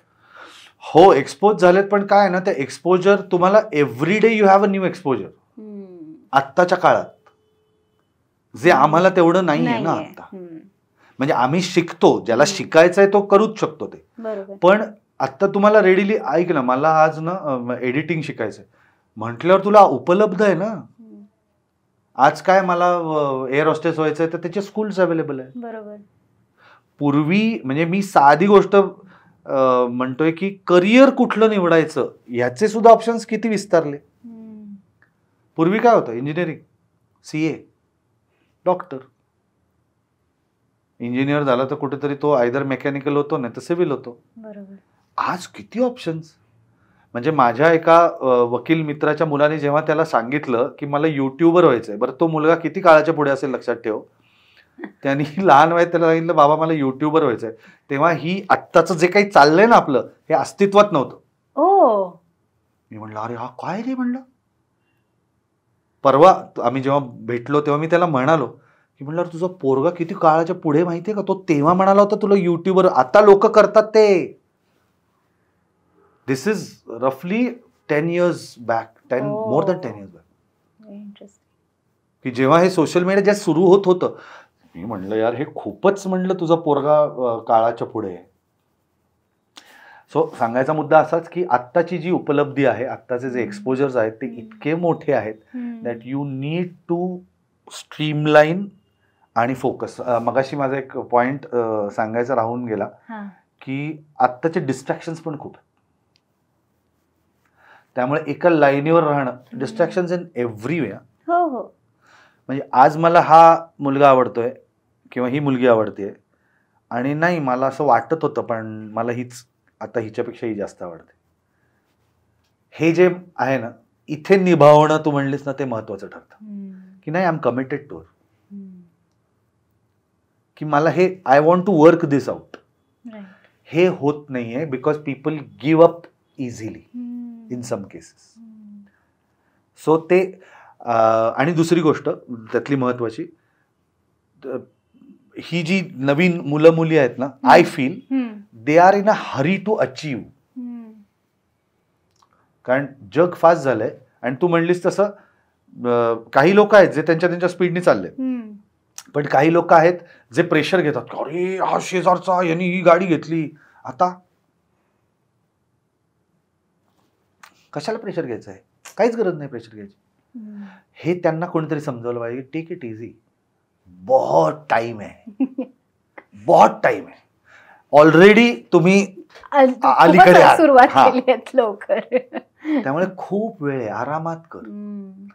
म्हणजे मी जेव्हा फिटनेसचा पॉडकास्ट करत होतो, तुला बोललो ना, तेव्हा मी म्हणलं हल्ली लोकांना ना 6 महिन्यात 18 इंच बायसेप पाहिजे असतो. नाही होत यार. आम्ही केलंय ते, नाही होत तू कितीही कर. आणि मग काय होतं, they go for easy way outs. जिमला जातात 3 महिने आणि 3 महिन्यात विचारतात मी कुठलं प्रोटीन खाऊ. पूर्वीच्या काळी लोकांनी केळी आणि अंड्यावरती वर्कआउट्स केलेली. हा फरक आहे. सो ही जी एक्सपोजर्स आहेत ना, ही कुठेतरी कर्टेल पण करता आली पाहिजे. बरोबर. की you keep on doing a particular thing year after year, year after year. हे जे 1 वर्ष हे केलं, दिलं सोडून, मग दुसरं काहीतरी, हे थोडंसं मला त्यातला निगेटिव्ह पार्ट वाटतो. की वर्षानुवर्ष करायचं नसतं. म्हणजे आता मी गातो तर माझ्याकडे एक आई वडील मुलाला घेऊन येतात आणि म्हणतात की तुम्ही गाणं शिकवाल का? अरे वा, म्हणलं वा, छान आवाज छान आहे मुलाचा, शिकवीन मी गाणं. तो 6 महिन्यात ते त्या कॉम्पिटिशनला तो गायला पाहिजे. म्हणलं 6 महिन्यात नाही, म्हणलं मीच 6 महिन्यात शिकलो नाही, मी तुमच्या मुलाला काय शिकू? अजून रस्ते दिसत आहेत म्हणलं आम्हाला 16-17 वर्ष त्या मार्गावर राहून आत्ता कुठेतरी दिसायला लागलं की हा, हे बरोबर चाललंय आपलं. कसं 6 महिन्यात तयार करू? तुम्हीच मला सांगा. मीच शिकलो नाही तर मी काय शिकवणार 6 महिन्यात? मला नाही येत क्रॅश कोर्स. सो ही जी घाई आहे ना, ही थांबवली पाहिजे. आणि मुलांसोबत ती पालकांची खूप आहे. एक्झॅक्टली, पालकांचीच आहे. आणि मग ती फरफट आहे मुलाची नंतर. म्हणजे हा तर विषय खूप वेळा बोलून झालाय की त्यांना कॉम्पिटिशनला मग ते हरतात, मग ते डिप्रेशन मध्ये जातात वगैरे. याचं कारण थोडंसं आई वडिलांनी जरा they should take it easy. अभी करणे काय करणे दो. म्हणजे म्हणून तर मी म्हणतो ना, संगीत किंवा कला या क्षेत्रामध्ये लगेच कसं तुम्हाला असं नाही हो. लॉ कॉलेजमधनं बाहेर पडल्या पडल्या तुला क्युबिकल आणि लॅपटॉप कसा मिळेल? नाही होत ना असं. उमेदवारी शिकली पाहिजे. उमेदवारी शिकली पाहिजे. ऋतिक रोशन हा 4th असिस्टंट होता ना डिरेक्शन डिपार्टमेंटचा, तेव्हा तो ऋतिक रोशन झाला. हा प्रवास आहे त्याचा. तुम्हाला डायरेक्ट ऋतिक रोशन दिसतो, टायगर श्रॉफ दिसतो त्या वॉर मधला. आधीच बघा काय केलंय ते. हे सगळ्यात महत्वाचं, हे शिकवलं गेलं पाहिजे की तुम्हाला सगळं आहे, फक्त कन्सिस्टन्सी ठेवा आणि टेक इट इझी बॉस. हे करते राहू. ते जर तुम्ही असं सातत्याने केलं नाहीत ना, नाही होणार. अनेक वर्ष घासलेली आहे लोकांनी. आपल्याला एंड रिझल्ट दिसतो. आपल्याला एक त्यांचा वकील दिसतो, बॉस, त्या पोरांना लॉ कॉलेजमधनं बाहेर पडलेल्या, की हा कसला मस्त एसी केबिन मध्ये बसतो, पुस्तकांचे हे वगैरे कपाट. त्यांनी त्याच्यासाठी काय केलं? उमेदवारी इन द सेन्स ही की मला इथे बसून द्या ना, फक्त मला बघू द्या ना काय असतो पॉडकास्ट. अच्छा, असे 2 कॅमेरे असतात का? बरं ठीक आहे, मी फक्त बघू का? हे शिकणं आहे. मला नका पैसे नका देऊ, मला फक्त बघू द्या. आज काय असतं बोला, चल सेटअप कर ले, मेरे को पॉडकास्ट करने का. डायनॅमिक्स लक्षात घ्या ना त्याच्या. काय असतं हे, काय कॉन्टेंट क्रिएट केलं. तू जेव्हा सोशल मीडिया असं जनरल सुद्धा चालतेस ना, म्हणजे मी तरी असं ऑब्झर्व करतो, एस्पेशली इंस्टाग्रामवर कोणीही काहीही करतं, म्हणजे त्याला काहीच नसतं ग, काही दर्जाच नाही म्हणजे, आणि तरी लोक त्याचं व्ह्यू, म्हणजे त्याला ते लाईक्स आणि हे सगळं असतं. हे चुकीचं आहे. म्हणून सातत्य हे सगळ्यात महत्वाचं आहे. तुम्ही सोडलं की गेलं ते थोडंसं गडबडीत. तुम्हाला तुमचा पहिला जॉब आठवतोय? हो, I was a gym trainer. I earn 2000 rupees a month that time. आणि मी जरा चांगलं काम केलं होतं म्हणून मला खुश होऊन माझ्या त्या एम्प्लॉयरनी आय थिंक 2500 का 2800 रुपये दिले होते. कसलं भारी. पण मग लॉ, जिम ट्रेनर आणि नाही, आय वॉज डुईंग, शिक्षण हे कंपल्सरी होतं, त्यामुळेच मी या सगळ्या गोष्टी साइड बाय साइड करायचो. बरं. साइड इन्कम म्हणूयात. एक स्वतःच असतं थोडंसं की पहिला जॉब जिम ट्रेनर म्हणून होतो. सही आहे. हा, एक 4-5 महिने केलं, त्याच्यानंतर माझा ते पेशन्स गेला. कारण माझ्या ते लवकर लक्षात आलं की ह्याच्यात आपण दुसऱ्यांचं कल्याण करतो आणि आपलं नुकसान करून घेतो. नुकसान कसं? नुकसान इन द सेन्स की तो जॉबच असा होता, 8 तासाचा जॉब, सकाळी 6 ते 10, संध्याकाळी 5 ते 9. ह्या 8 तासात तुम्ही बसायचं नाही. So you have to be always standing on the floor. आणि वर्कआउटला तुम्हाला परवानगी रात्री 8 ते 9. आता 7 तास उभं राहिल्यावरती 8 ते 9 काय वर्कआउट करशील तू? आणि मी काय म्हणतो की व्यायाम झाल्यानंतर तुम्हाला फ्रेश वाटलं पाहिजे. व्यायाम झाल्यानंतर जर तुम्ही दमलात आणि तुमचं शेड्यूल करू नाही शकलात तर तो व्यायाम नाही. It should be a refreshing exercise. So हा पहिला जॉब होता माझा. पण त्यानंतर मी परत तो कधी नाही केला, कारण मला त्याच्यातलं काय ते कळलं नाही करायला पाहिजे. नाही करायला. ऍक्टिंग मध्ये येणं कसं झालं मग? शाळेपासून आंतरशालेय एकांकिका स्पर्धा 8वी 9वी 10वी. 10वीला पहिलं बेस्ट ऍक्टर. बापरे, कसलं भारी. It was something very poetic. I had mentioned it कुठेतरी की 10वीचं पहिलं बेस्ट ऍक्टर मला मिळालं सुलभाताई देशपांडेंच्या हस्ते. आणि सुलभाताईंच्या आयुष्यातली शेवटची serial before she passed away was a serial called Asmita on Zee Marathi where she played my mother. Circle. Life comes in a circle. Amazing. मी परत पुरुष असण्याकडे एक येईन. सो मला एक जाणून घ्यायचं असं आहे की खूप टॉक्सिसिटी हल्लीच्या म्हणजे जनरेशन, परत मी जनरेशनकडे नाही जाणार, पण हल्लीच्या काळात मला खूप टॉक्सिसिटी दिसते आजूबाजूला. सो महिलांचं म्हणजे आता हा महिलांचा विषय नाही म्हणून मी पुरुषांनी टॉक्सिक कसं नसावं हे तुला मला विचारायचं आहे की पुरुषांनी कसं टॉक्सिक असू नये, काय करावं त्यासाठी? ऍप्रिसिएशन पाहिजे असं मला वाटतं. म्हणजे मी तुला एक फार गमतीशीर मुद्दा सांगतो, मुद्दामून आर्टिस्टचा सांगतो. कारण की आय एम एन आर्टिस्ट आणि माझ्या कामाचं क्रेडिट मला किंवा कौतुक किंवा प्रेमाने फोन करून किती जणांनी सांगितलं असेल किंवा मला तुझा हा रोल आवडला, फार मनापासून काम केलंयस. पावनखिंड झाल्यावर एका माणसाचा इंडस्ट्रीतनं फोन आला होता, एक. हा, दॅट्स इट. म्हणजे माझ्याबरोबर काम केलेल्या लोकांनी मला फोन नाही केला आणि ज्या माणसाने मला फोन केला त्याच्याबरोबर मी कधी काम नाही केलेलं. पण इज अ व्हेरी गुड आणि senior actor. I name him, Makarand Anaspure. Makaranda was the only person who had called me up and saying fantastic काम केलंस अजय, फार मजा आली, काय तू डोळ्यातनं अभिनय केलायस म्हणे आणि ते कॅरेक्टर आलंय. प्रेमाने केला होता. इथे मला त्याच्याबद्दलची इज्जत डबल झाली कारण की त्याचं ऍप्रिसिएशन होतं. आता तोही ऍक्टर आहे, खूप सिनियर ऍक्टर आहे, मला is a very senior person. पण एका ज्युनियर ऍक्टरनी केलेलं काम त्याला मनापासून आवडलं आणि he did not hesitate to call me. म्हणून मी म्हणलं ना की किस्सा मी तुला सांगतोय म्हणजे हा भीमसेन जोशी आणि वसंतराव देशपांडेंचा किस्सा आहे. वसंतराव देशपांडेंचं कट्यार काळजात घुसलीचा प्रयोग होता सोलापुरात आणि भीमसेन जोशींचं गाणं होतं मंगळूरला. मी मध्ये ते डिस्टन्स पण बघितलं, it is some 617 kilometers, Mangalore Solapur. तर भीमसेनजींची मैफल होती आणि यांचा प्रयोग दोन्हीला तबलजी एकच, नानामुळे. आणि संध्याकाळी 6चा प्रयोग होता सोलापुरात. भीमसेनजींचं गाणं आदल्या दिवशी मंगळूरला रात्री. You know Bhimsenji used to drive a lot, he use to love driving. तर हा घडलेला किस्सा आहे, हा पुलंनी लिहिलाय, काय माझ्या ह्याच्यात नाही, छापलेला किस्सा आहे. तर गाण्यासाठी नानामुळ्यांना घेऊन सगळ्या साथीदारांना घेऊन भीमसेनजी मंगळूरला गेले. ही परफॉर्म्ड आणि त्यांना माहिती होतं की दुसऱ्या दिवशी संध्याकाळी 6 वाजता प्रयोग आहे.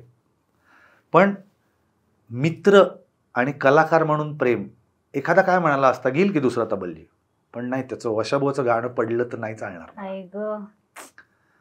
रात्री मैफल संपले. बरं, भीमसेनजी गाणार म्हणजे जे टेचून 4-4.5 तास गायले असतील. त्याच्यानंतर माणूस गाडी काढली, नानामुळ्यांना गाडीत घातलं, नानामुळ्यांना घेऊन बाकीच्या साथीदारांना घेऊन ड्राईव्ह करत सोलापूरला आले. वाटेत तिळकुटाची चटणी, भाकऱ्या आणि मडक्यातलं दही घेतलं. ते सोलापुरात 5:30-5ला हजर केलं आणि सांगितलं तुझं तबलजी हजर केलाय, हे तिळकुटाची भाकरी तुला आवडते ना, चटणी आणि भाकरी, दही आहे, ते प्रयोग हाणा, ते चेपा आणि बोमला, असं म्हणून ड्राईव्ह करत परत पुण्याला निघून. Oh my God. याला प्रेम लागतं. एकमेकांबद्दल प्रेम नसेल तर ही टॉक्सिसिटी येते. आज काय आहे, ती परिस्थिती नाहीये ना. ही का वाढत गेलं वगैरे याच्यात मला नाही इंटरेस्ट. मला त्या प्रेमात इंटरेस्ट आहे की मला आवडलं एखाद्याचं काम तर मी मनापासून फोन करून सांगेन ना यार हे मस्त काम केलंस यार. पण त्यासाठी मी पण तेवढा क्लीन असायला लागतो इथनं. अरे ह्याचा पिक्चर हिट झाला रे असं झालं. पण मला वाटतं की म्हणजे ह्याचं काही जेंडर ऍज नाहीये, हे कोणाच्याही बाबतीत होऊ शकतं. कोणाच्याही बाबतीत. सो मी आर्टिस्ट बद्दल का बोलतो कारण की मला त्यांचं जास्त एक्सपोजर आहे म्हणून. आत्ता मी म्हटलं ना इथे यायच्या अगोदर मी इराणी कॅफेमध्ये बसलो होतो आणि शाकीर खान आला. शाकीर खान माहितीये, उस्ताद शाहिद परवेजांचा मुलगा, आत्ता भारतातला टॉपमोस्ट सितारिस्ट. इतकं प्रेमाने भेटलं मला. म्हणलं शाकीर भाई कसे, अरे काय म्हणताय, कसे आहात तुम्ही. मला आता हा म्हणाला, त्याचा एक मित्र होता की खाली अजयपूरकर बसला, मी त्यांना जाऊन भेटलो, अत्यंत प्रेमाने भेटलो. मी वरती गेलो तेव्हा he stood up and came and met me की अरे क्या बात आहे. मला प्रेम आहे त्या आर्टिस्ट बद्दल, प्रेम आहे, तो ज्या पद्धतीने वाजवतो त्याच्याबद्दल प्रेम आहे. भले मी सतारिया नाही आहे पण मी म्युझिशियन तर आहे ना, मला कदर आहे ना. तर मला हे आवडतं की मला ज्या माणसाची कला मला आवडते ना, मी त्याला जाऊन सांगतो यार भारी, फार भारी आहेस. माझा अनुभव थोडासा अनुभव म्हणण्यापेक्षा मला असं खूप मुलांकडनं एक सांगितलं जातं की तुमच्या मुलींचं ना खूप प्रॉब्लेम आहे की ते जेलेसी आणि लगेच येऊन तुम्ही एकमेकांचं गॉसिप्स करत बसता. पण आमचं सिम्पल असतं ग, आम्हाला काही नाही, आम्हाला उलट आवडतं एकमेकांशी गिव्ह अँड टेक करायला, गोष्टी शेअर करायला, आमच्यात जेलेसी बिलेसी नसते. सो आता मला हा जो तुम्ही सांगताय तो अप्रोच एकदम वेगळा आहे की कोणाचंच बरं तो एक ते काम एवढं अमेझिंग झालं होतं पावनखिंड मधलं, पण तरी तुम्हाला आलं नाही, हे दिस व्हेरी. हा म्हणजे मी हे कधी बोलत नाही, पण ही फॅक्ट आहे की नाही आला फोन. इथेच कळतं की इंडस्ट्री म्हणून काय आहोत आपण. मग आपण आणि मी जेव्हा साऊथला काम करायला लागलो तेलुगूमध्ये, तेव्हा मला असं वाटायला लागलं की यार आपण फारच लहान होते यार यांच्याकडे, म्हणजे यांच्याकडे आपण यांच्याशी कंपॅरिझन करूच नाही, खूप मोठे ते लोक. इतकं अकोमोडेट करून घेतलं. गौतमी म्हणून खूप मोठ्या आर्टिस्ट आहेत त्या, म्हणजे तुम्हाला सिनेमा तर माहिती असेल की नाही, कमल हसनजींचा सिनेमा होता अप्पू राजा म्हणून, बघितला नसेल तर बघा, फार सुंदर सिनेमा. म्हणजे तुम्हाला झिरो माहिती असेल शाहरुख खानचा तर अप्पू राजा नक्कीच बघा.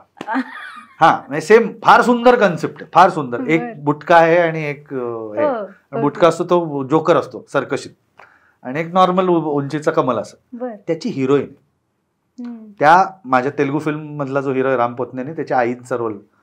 तर मी तिथे मी म्हटलं नाही, माझी पहिलीच फिल्म होती ती, म्हटलं माय फर्स्ट फिल्म, प्लीज म्हटलं तुम्ही सांभाळून घ्या टाईप्स असं.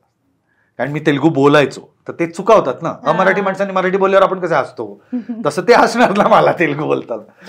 तर त्यांनी इतक्या फटकन ओळख झाल्यावर म्हणले, oh is it okay, no no no problem, welcome to Telugu industry.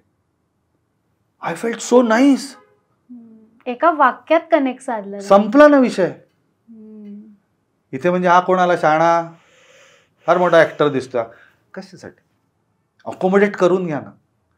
काय होतं माहितीये का, मी तुला सांगू, समोरचा चांगला आहे म्हणल्यावरती ना आपण आपली उंची वाढवण्यापेक्षा ना त्याला खाली कसा दाबता येईल ते बघतो. जेव्हा चांगला ऍक्टर समोर येतो ना, त्याला डिमॉरलाइज करण्यापेक्षा ह्याच्या ऍक्टिंगच्या वर मी कशी माझी ऍक्टिंगची स्किल लावू, हा विचार करायला पाहिजे ना ऍक्टरनी. ते डिमॉरलाइज करायला जातात. मला केलेलं आहे, प्रतिथयश नावांनी केलेलं आहे. नाही फरक पडत, एका पॉइंटला तो नाही पडला पाहिजे. इनफॅक्ट इन्सिक्युअर होत आहेत हेच आपलं यश आहे ना. हो, पण असं का व्हावं. म्हणजे मला असं म्हणायचंय की एखाद्या कलाकाराचं आवडलं गाणं तर अप्रिशिएट करावं की, का नाही करायचं. परवा मी इथे शुभारंभ लॉन्चला गायलो, सकाळचा कार्यक्रम होता, सकाळ सह्याद्री सुरक्षा कवचचा. 2 अत्यंत म्हणजे मला असं वाटलं बहुत बुड्ढे हो गए यार, अख्खी जनरेशनच नवीन आली वाजवणारी गाणारी. काय गातात ती दोन्ही पोरं, तो अभिषेक काळे आणि तो काय त्याचं दुसऱ्याचं नाव, त्याला आता फिल्मफेअर पण मिळालं याच्यासाठी, शाहीर, लोकशाहीर, महाराष्ट्राचा लोकशाहीर तो कुठला, सुकाळे, मयूर सुकाळे. अच्छा. सुंदर गातात दोन्ही पोरं, आय अप्रिशिएटेड देम. शिकून घ्या ना त्यांच्याकडनं. त्यांचा काही कॉन्फिडन्स असतो स्टेजवरचा, त्यांनी काय केलेलं आहे हे गाणारा म्हणून मला कळलं पाहिजे ना. सो या गोष्टी मला असं वाटतं की थोड्याशा 19-20 होत असतात. पण पुरुषांनी टॉक्सिक कसं नसावं तर असं नसावं. टॉक्सिक नसावं तर असं नसावं की यू शुड अप्रिशिएट. तुम्हाला दुसऱ्यांबद्दल प्रेम. हा जो भीमसेनजी आणि वसंतरावांचा किस्सा आहे ना, हा निव्वळ प्रेमाचा किस्सा आहे. किती गोड आहे. आणि तो की माझं प्रेम आहे आणि माझ्या मित्राचं गाणं पडलेलं नाही पाहिजे, तो प्रयोग पडलेला मला चालणार नाही.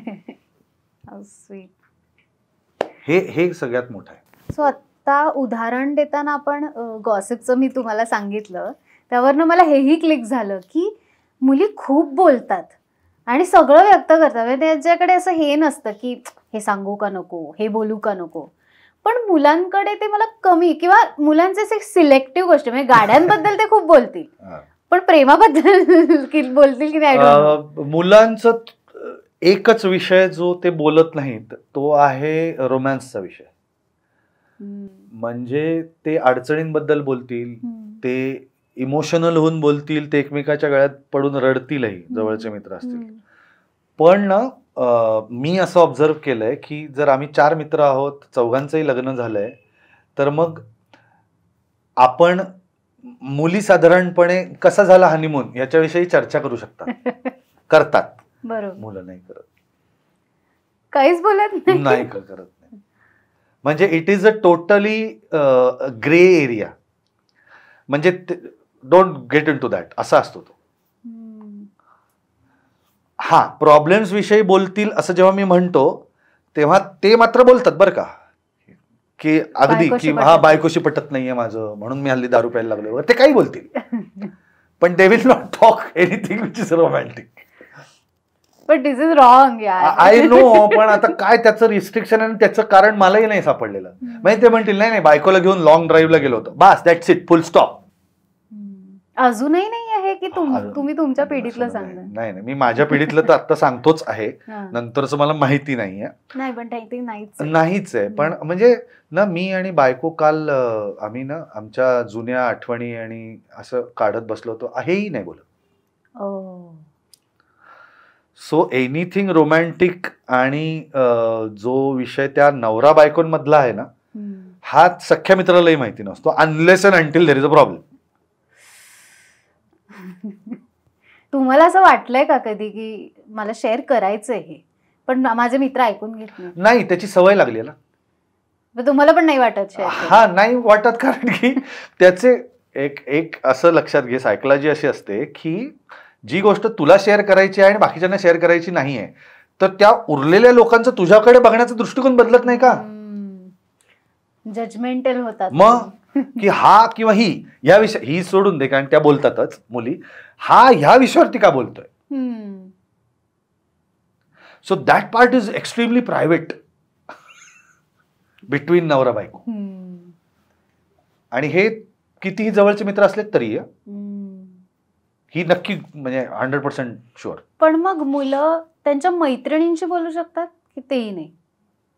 नाही. कारण ना मैत्रीण असली तरीही एक सॉफ्ट कॉर्नर स्त्री म्हणून ते त्या मुलाला, त्या पुरुषाला त्या स्त्रीबद्दल असतो.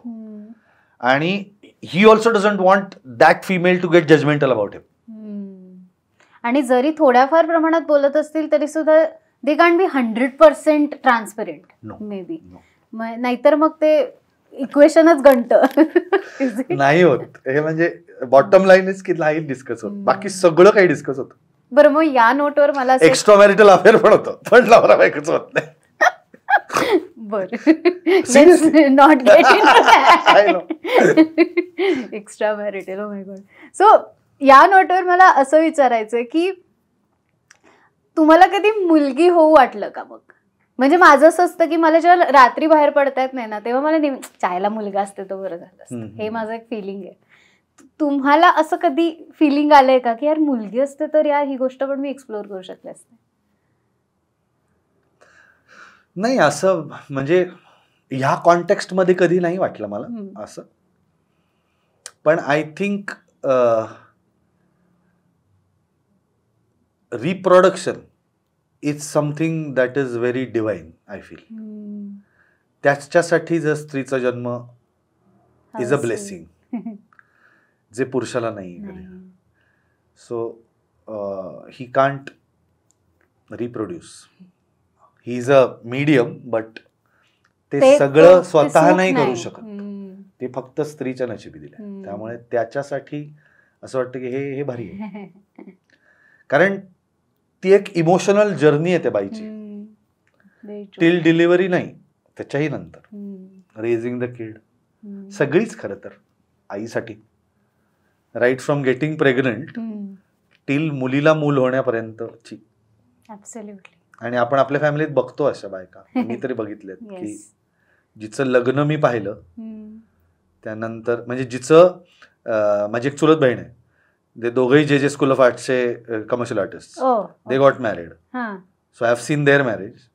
I have seen she dropping her career, की नवरा खूप मोठ्या पदावरती जाऊन काम करायचा अम्बिशन असलेला माणूस, ते झालं, स्वतःचं घर, मग एक मुलगी, मग त्या मुलीचं मामा करून ते लहानाचं मोठं होणं बघितलं, आणि त्या मुलीचं लग्न होऊन आता तिला मूल झालेलं पण बघितलं. सो हा त्या माझ्या बहिणीसाठी एक केवढा मोठा इमोशनल जर्नी आहे.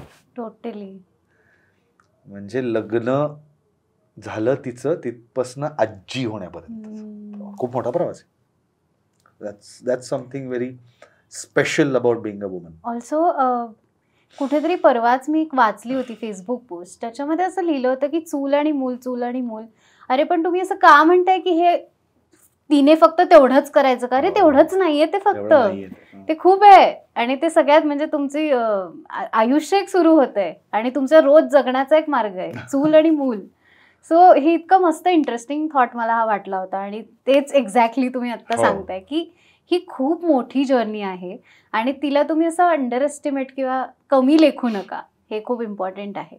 गृहीत धरलं जातं. गृहीत धरलं जातं. लग्न झालंय, मग संसार केलाच पाहिजे, मग ऑब्व्हियसली मूल होणार, मग ते मूल मोठंही करायची जबाबदारी तुझीच आहे, मग त्या मुलाचं पुढे जाऊन लग्न करायचं, मग तिचं पुढचं सगळं, हे थोडंसं. पण मी मगाशी सुरुवातीची जी चर्चा होती आपली तशीच, की ह्याला काही सेट नियम नाही. It is just that how you hold hands together. एक स्ट्रेंथ अशी मला तुम्ही तुमची सांगा जी जनरली पुरुषांमध्ये नसते.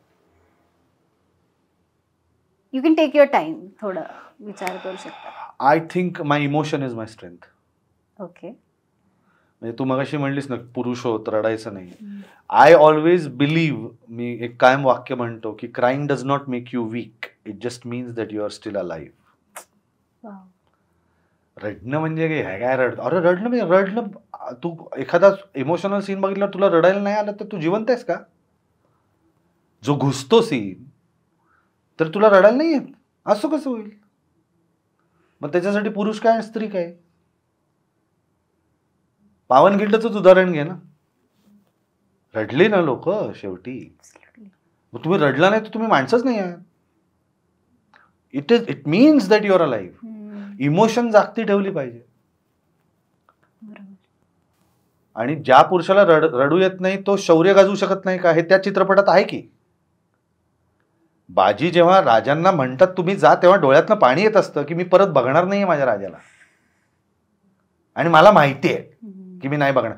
तरी 300 लोक राहतात ना उभी भिंतीसारखी, मग तिथे शौर्य येतं ना. मग आता असं म्हणता का तुम्ही की रडणारा माणूस शौर्य दाखवू शकत नाही? तो इमोशनल कोशंट वेगळा, हा वेगळा. शौर्य हे पण इमोशनच आहे. हसणं अलाउड आहे तर मग रडणं का नाही? मी तर कायमच म्हणतो, म्हणजे लोक जेव्हा म्हणतात ना मला की तुम्ही रडू कसं शकता कॅमेऱ्यासमोर विदाऊट ग्लिसरीन, मी म्हणलं ती फिजिओलॉजिकल, ते नाट्यशास्त्रात शिकवलं गेलेलं आहे. कारण हसणं हे जितकं नैसर्गिक आहे तितकंच रडणं नैसर्गिक आहे. त्याच्यासाठी तुम्हाला तुमच्या फिजिओलॉजीवरती काम करायला लागतं. हसतेस तेव्हा आतमध्ये काय होतं आणि रडतेस तेव्हा आतमध्ये काय होतं हे कळलं पाहिजे, तर रडता येतं. त्याचं जेंडरशी काहीच संबंध नाही. We are human beings. Totally. आता एक मुक्ताई सिनेमा तुमचा येतोय, त्याच्यामध्ये तुम्ही चांगदेवांची भूमिका केली आहे. मला 2 अँगल्स तुमच्याकडनं जाणून घ्यायचे होते. आपलं व्हॉइस टॉक चालू आहे, तर या चित्रपटाच्या निमित्ताने तुमचा जो अभ्यास झालाय, म्हणजे संत ज्ञानेश्वरांबद्दल असेल किंवा चांगदेवांबद्दल असेल, तर पुरुष म्हणून तुम्हाला ह्या 2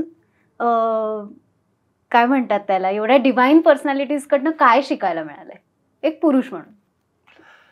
दोन्ही थोरच व्यक्ती, पण जसं मी कायम म्हणतो की मला हा प्रश्न पडायचा खरंच, की एवढी थोर माणसं असतात तरी एवढा ज्याला सामान्य लोक आपण स्वतःला समजतो, तर आपल्याला जे वाटतं की इगो, राग, हे जे आपले भाव आहेत षड्रिपू, ते यांना कसे? तर त्याचं उत्तरच त्यात आहे की ते माणूस म्हणून जन्माला आले त्यातच असावं. म्हणजे 1400 वर्ष तप केलेला तपस्वी ह्याला अहंकार झाला ना. त्यांची एंट्री चांगदेव महाराजांची वाघावर आहे. सगळ्या जीवितांवरती कंट्रोल असणारा तपस्वी होता. हातात नाग आहे. तर साधारणपणे ह्या सगळ्या अशा जीवितांवरती कंट्रोल असणाऱ्या माणसाला जेव्हा अहंकार होतो तेव्हा काय होतं? तर तेव्हा कुठेतरी मुक्ताई यायला लागते, की जी त्यांना शिष्य म्हणून स्वीकारते आणि सांगते 4 गोष्टी. सो हा अहंकार जो आहे ना तो झाला, म्हणून मग ते 1400 वर्षांचे योगी जे आहेत, ग्रेटनेस इज वन थिंग, पण अहंकार हा झाला की मी 1400 वर्षाचा तप केलेला आहे आणि ही कोण 4 मुलं आहेत जी मला येऊन शिकवतात, आणि ही कोण चिमुरडी आहे जी मला सांगतेय की तुला काहीच नाही कळलं म्हणून. आणि म्हणून हा जो खूप मोठा प्रसंग, हा इतिहास आहे. दिस इज नॉट मायथॉलॉजी, हा आपला इतिहास आहे. लोक गल्लत करतात मायथॉलॉजी आणि हिस्ट्रीमध्ये, की जेव्हा चांगदेव महाराज त्यांना बघू काय म्हणतात ती मुलं हे वाघावरती बसून आले, तेव्हा माऊली म्हणाले की त्यांचं जीवितांवरती हे आपण अचेतन वस्तूंवरती पण हे करू शकतो. तर भिंतच आली ना, भिंतीवर बसून आली 4 भावंड, आणि तिथे चांगदेव नतमस्तक झाले की नाही, हे काहीतरी वेगळं आहे, की 1400 वर्ष तप करून आम्हाला जे काही सापडलं नाही. आणि म्हणून निवृत्ती महाराज म्हणतात की मुक्ते तुझ्या ओंजळीत टाकतो चांगदेवाला. आणि ते शिष्य म्हणून असं एक फार सुंदर सीन आहे चित्रपटात. आणि ते दिसताना पण खूप किती छोटीशी मुक्ता आहे आणि त्यांच्यासमोर असे बसलेत चांगदेव की सांगा मला काहीतरी. तर हे अहंकार, आणि तीच गोष्ट माऊलींच्या बाबतीतही झाली. मलाही प्रश्न पडायचा की माऊलींना राग कसा येऊ शकतो, पण आला. म्हणून तर चिडून ताटी बंद करून घेतली आणि ताटी उघडा ज्ञानेश्वरा. माणूस आहेत ना शेवटी, राग येणारच ना, कारण ज्या पद्धतीची वागणूक मिळाली असेल. माझा आजोळ आहे by the way, Alandi is my आजोळ. त्यामुळे लहानपणापासून मी माऊलींच्या समाधीपाशी खूप वेळ बसलेलो आहे. तेव्हा कळायचं नाही, पण ते पुण्य आहे कुठेतरी, म्हणून आज चांगदेव महाराजांची भूमिका करायला मिळते त्यांच्याच आशीर्वादाने माऊलींच्या. तर अभंग काय नाही, आता मला नाही आठवते काही किंवा तुम्हाला हवं ते नाही. मला असं म्हणायचंय खरं तर की ज्ञानेश्वर माऊली हे जगातलं आश्चर्य म्हणून लोकांनी त्याच्याकडे बघावं. कारण सांगतो तुला की मला तरी वाटत नाही असं जगात कुठला दुसरा दाखला असेल की एक मूल जन्माला आलं, त्यांनी 16व्या वर्षी ज्ञानेश्वरी हा ग्रंथ लिहिला आणि 21व्या वर्षी संजीवन समाधी घेतली. There is no example. त्यामुळे हे जर देव म्हणून जर कोणी काही शोधत असेल तर मला याच्यापेक्षा वेगळं काय दैवी असू शकतं बरं. ज्या ज्ञानेश्वरीचे अर्थ आज लोक लावतातच आहेत ना अनेक वर्ष, हे किती डिवाइन आहे. आणि म्हणून ज्या पद्धतीने त्यांनी ते सगळं सांगितलं त्या काळी, म्हणजे अक्षरशः छोटे छोटे ऍटम बिटम बद्दल पण बोललेले आहेत ते त्या काळात. मग हे ज्ञान आलं कुठनं? मग ह्या सगळ्या गोष्टी जेव्हा आपण म्हणतो की देव आहे का नाही किंवा काय, त्याच्यात नको घुसायला आपण एथिस्ट आणि याच्यात, पण ह्या गोष्टींना तुम्ही उत्तर नाही ना देऊ शकत की हे कुठनं आलं, इतकं सगळं ओघवतं हे कुठनं आलं माऊलींच्या तोंडात. आणि आहे ती पॉवर आहे, पॉवर. फक्त मी कायम वाईब वरती बिलीव्ह करणारा माणूस आहे की काय काय वाटतं तुला शेजारचं. म्हणून मी मगाशी म्हणलं ना तुला, शेजारच्या माणसाला तू आवडत नाहीयेस तरी तो तुझ्याशी बोलतोय हे तुला कळलं पाहिजे. याला वाईब म्हणतात ना आजच्या भाषेत. Energy. Everything in the world is energy. त्यामुळे हा सिनेमा करण्याचं सुद्धा एक स्पेसिफिक कारण आहे. आज समाजामध्ये आयडॉल्स नाही आहेत. तू सांग ना, तू कोणाला मानतेस? जेव्हा भारत स्वतंत्र नव्हता तेव्हा किती आयडॉल्स होते. कोणी महात्मा गांधींना फॉलो करत असेल, कोणी वल्लभभाई पटेलांना फॉलो करत असेल, कोणी लाल बहादूर शास्त्रींना फॉलो करत असेल, कोणी विनायक दामोदर सावरकरांना फॉलो करत असेल. आयडॉल्स होते ना. आज सांग ना, काय कोणाला फॉलो करतेस तू? इन्फ्लुएन्सर्स. ही मोठी लोक महाराष्ट्रात होऊन गेली आहेत. 84 वर्षांनंतर हा चित्रपट पुन्हा होतोय म्हणजे बघ किती पिढ्या बदलल्या. 10 वर्षाला एक पिढी असं जरी म्हणलीस तरी ऑलमोस्ट 10 पिढ्या गेल्या.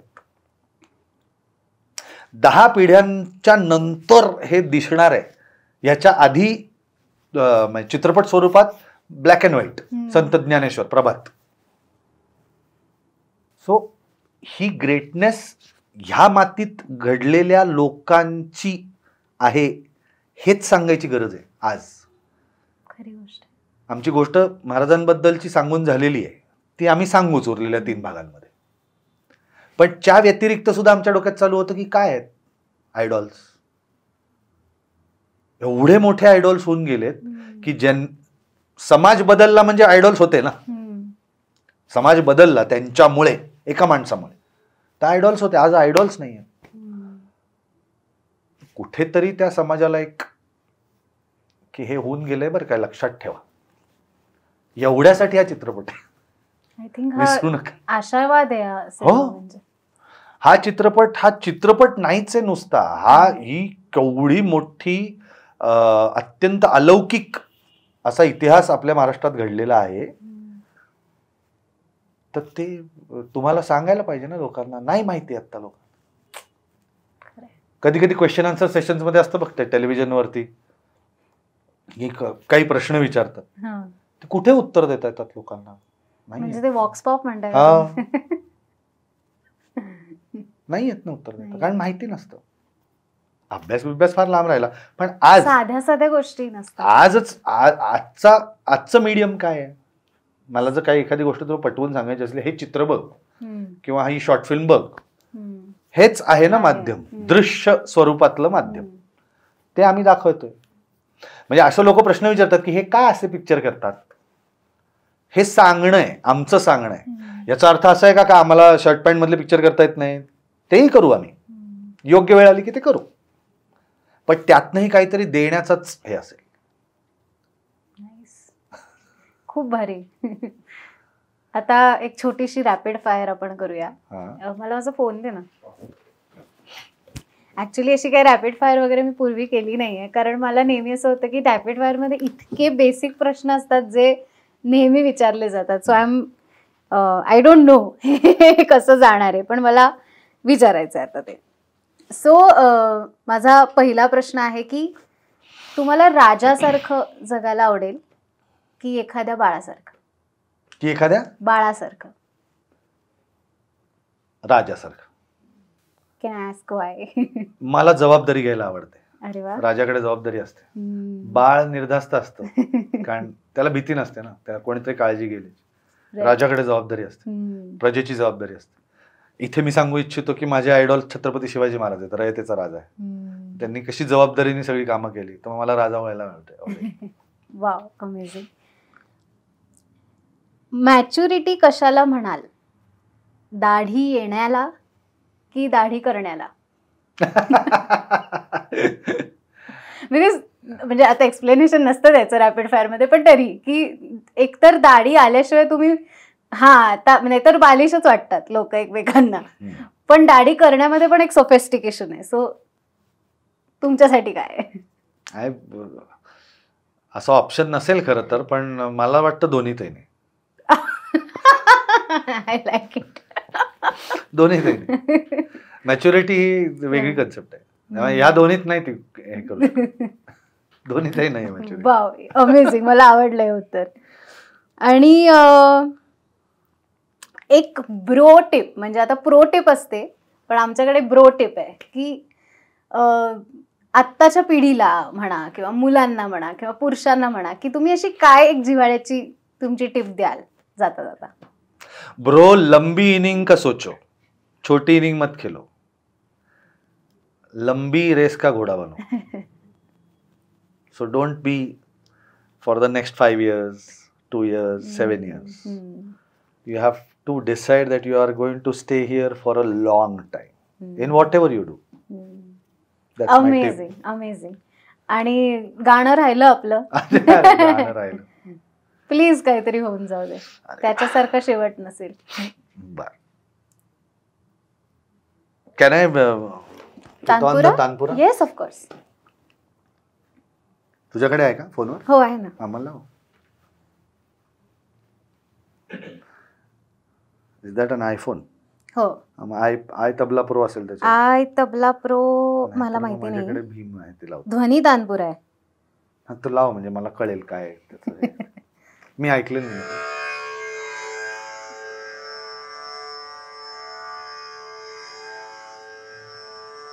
हा डी आहे, म्हणजे पांढरी. That's fine.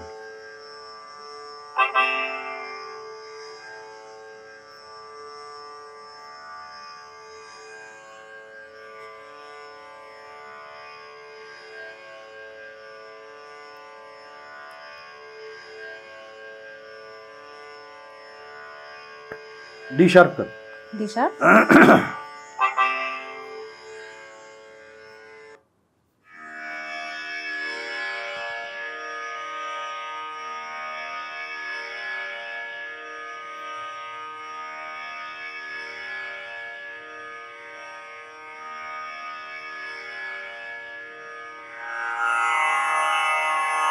शार्प आहे. तो जास्त छान ऐकू येतो.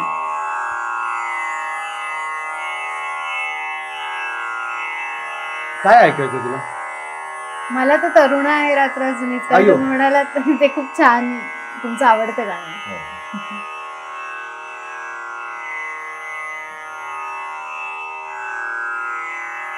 पण फिमेल व्हॉइस आहे, चालेल ना माझ्या आवाजात? हो, ऑफकोर्स.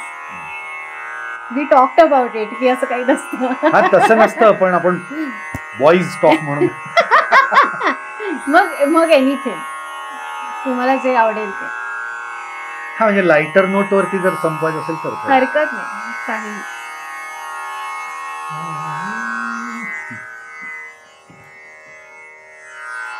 इथे ठेवला तरी चालेल. ठीक आहे.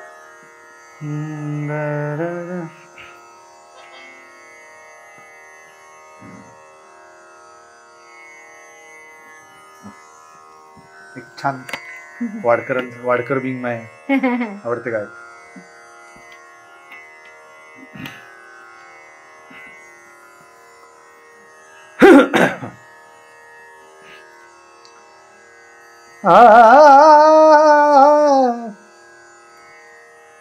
कोई मल चला गए पकड़ लेगा चल,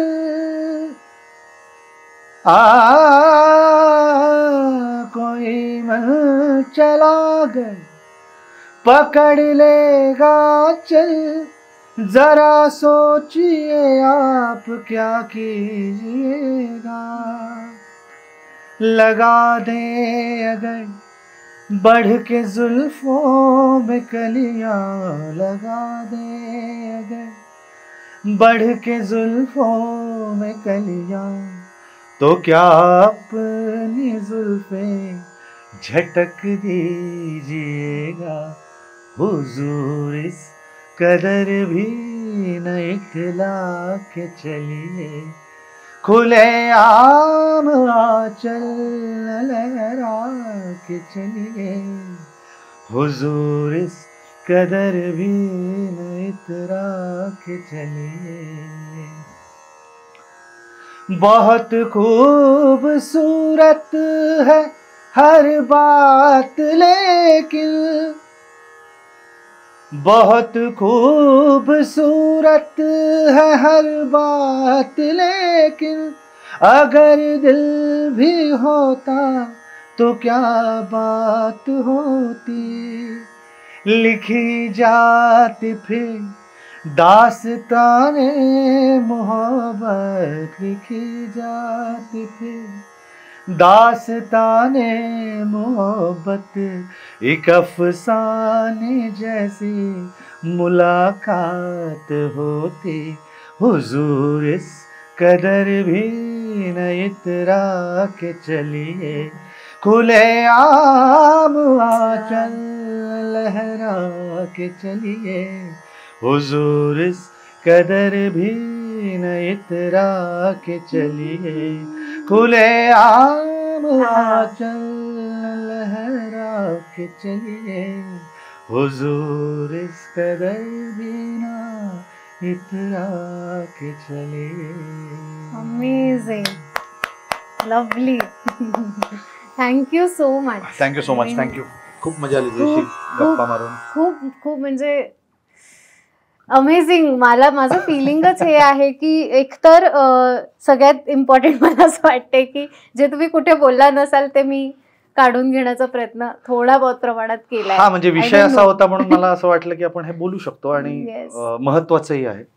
ऍब्सोल्युटली. आणि आय होप की काय होतं यांनी कोणाच्या भावना दुखावल्या जातील असं मी काही बोललेलो नाहीये, परंतु हे सगळे जे विचार आहेत ते माझे स्वतःचे आहेत आणि आत्तापर्यंत गेल्या 48 वर्षात जे काही आयुष्याने मला शिकवलेलं आहे, अनुभव दिलेले आहेत, त्याच्यावरनं मी 4 गोष्टी ज्या मला समजल्यात किंवा अनुभवता आल्यात त्याच मी मांडल्या. बाकी and I am fortunate enough की टू हॅव यू हिअर. आणि खूप खूप मजा आली मला. खूप नवीन गोष्टी अशा म्हणजे माझ्या एक्सप्रेशन्स मध्ये तुम्हाला कळतच असेल, ओ ओ ओके ओके हे मला हवं होतं, हे मला कळलंय आज, असं खूप वेळा झालं. आणि thank you sir, thank you so much. खूप मजा आली अजय दादा. कारण इंटरव्ह्यू संपताना सर नको.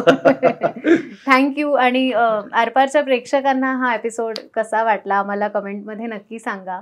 तुम्हाला असे कोणते गेस्ट्स बघायला आवडतील आरपार चॅनलवरती तेही सांगा. आणि आरपार या यूट्यूब चॅनलला सबस्क्राईब करायला विसरू नका. धन्यवाद. Thank you so much. Thank you sir.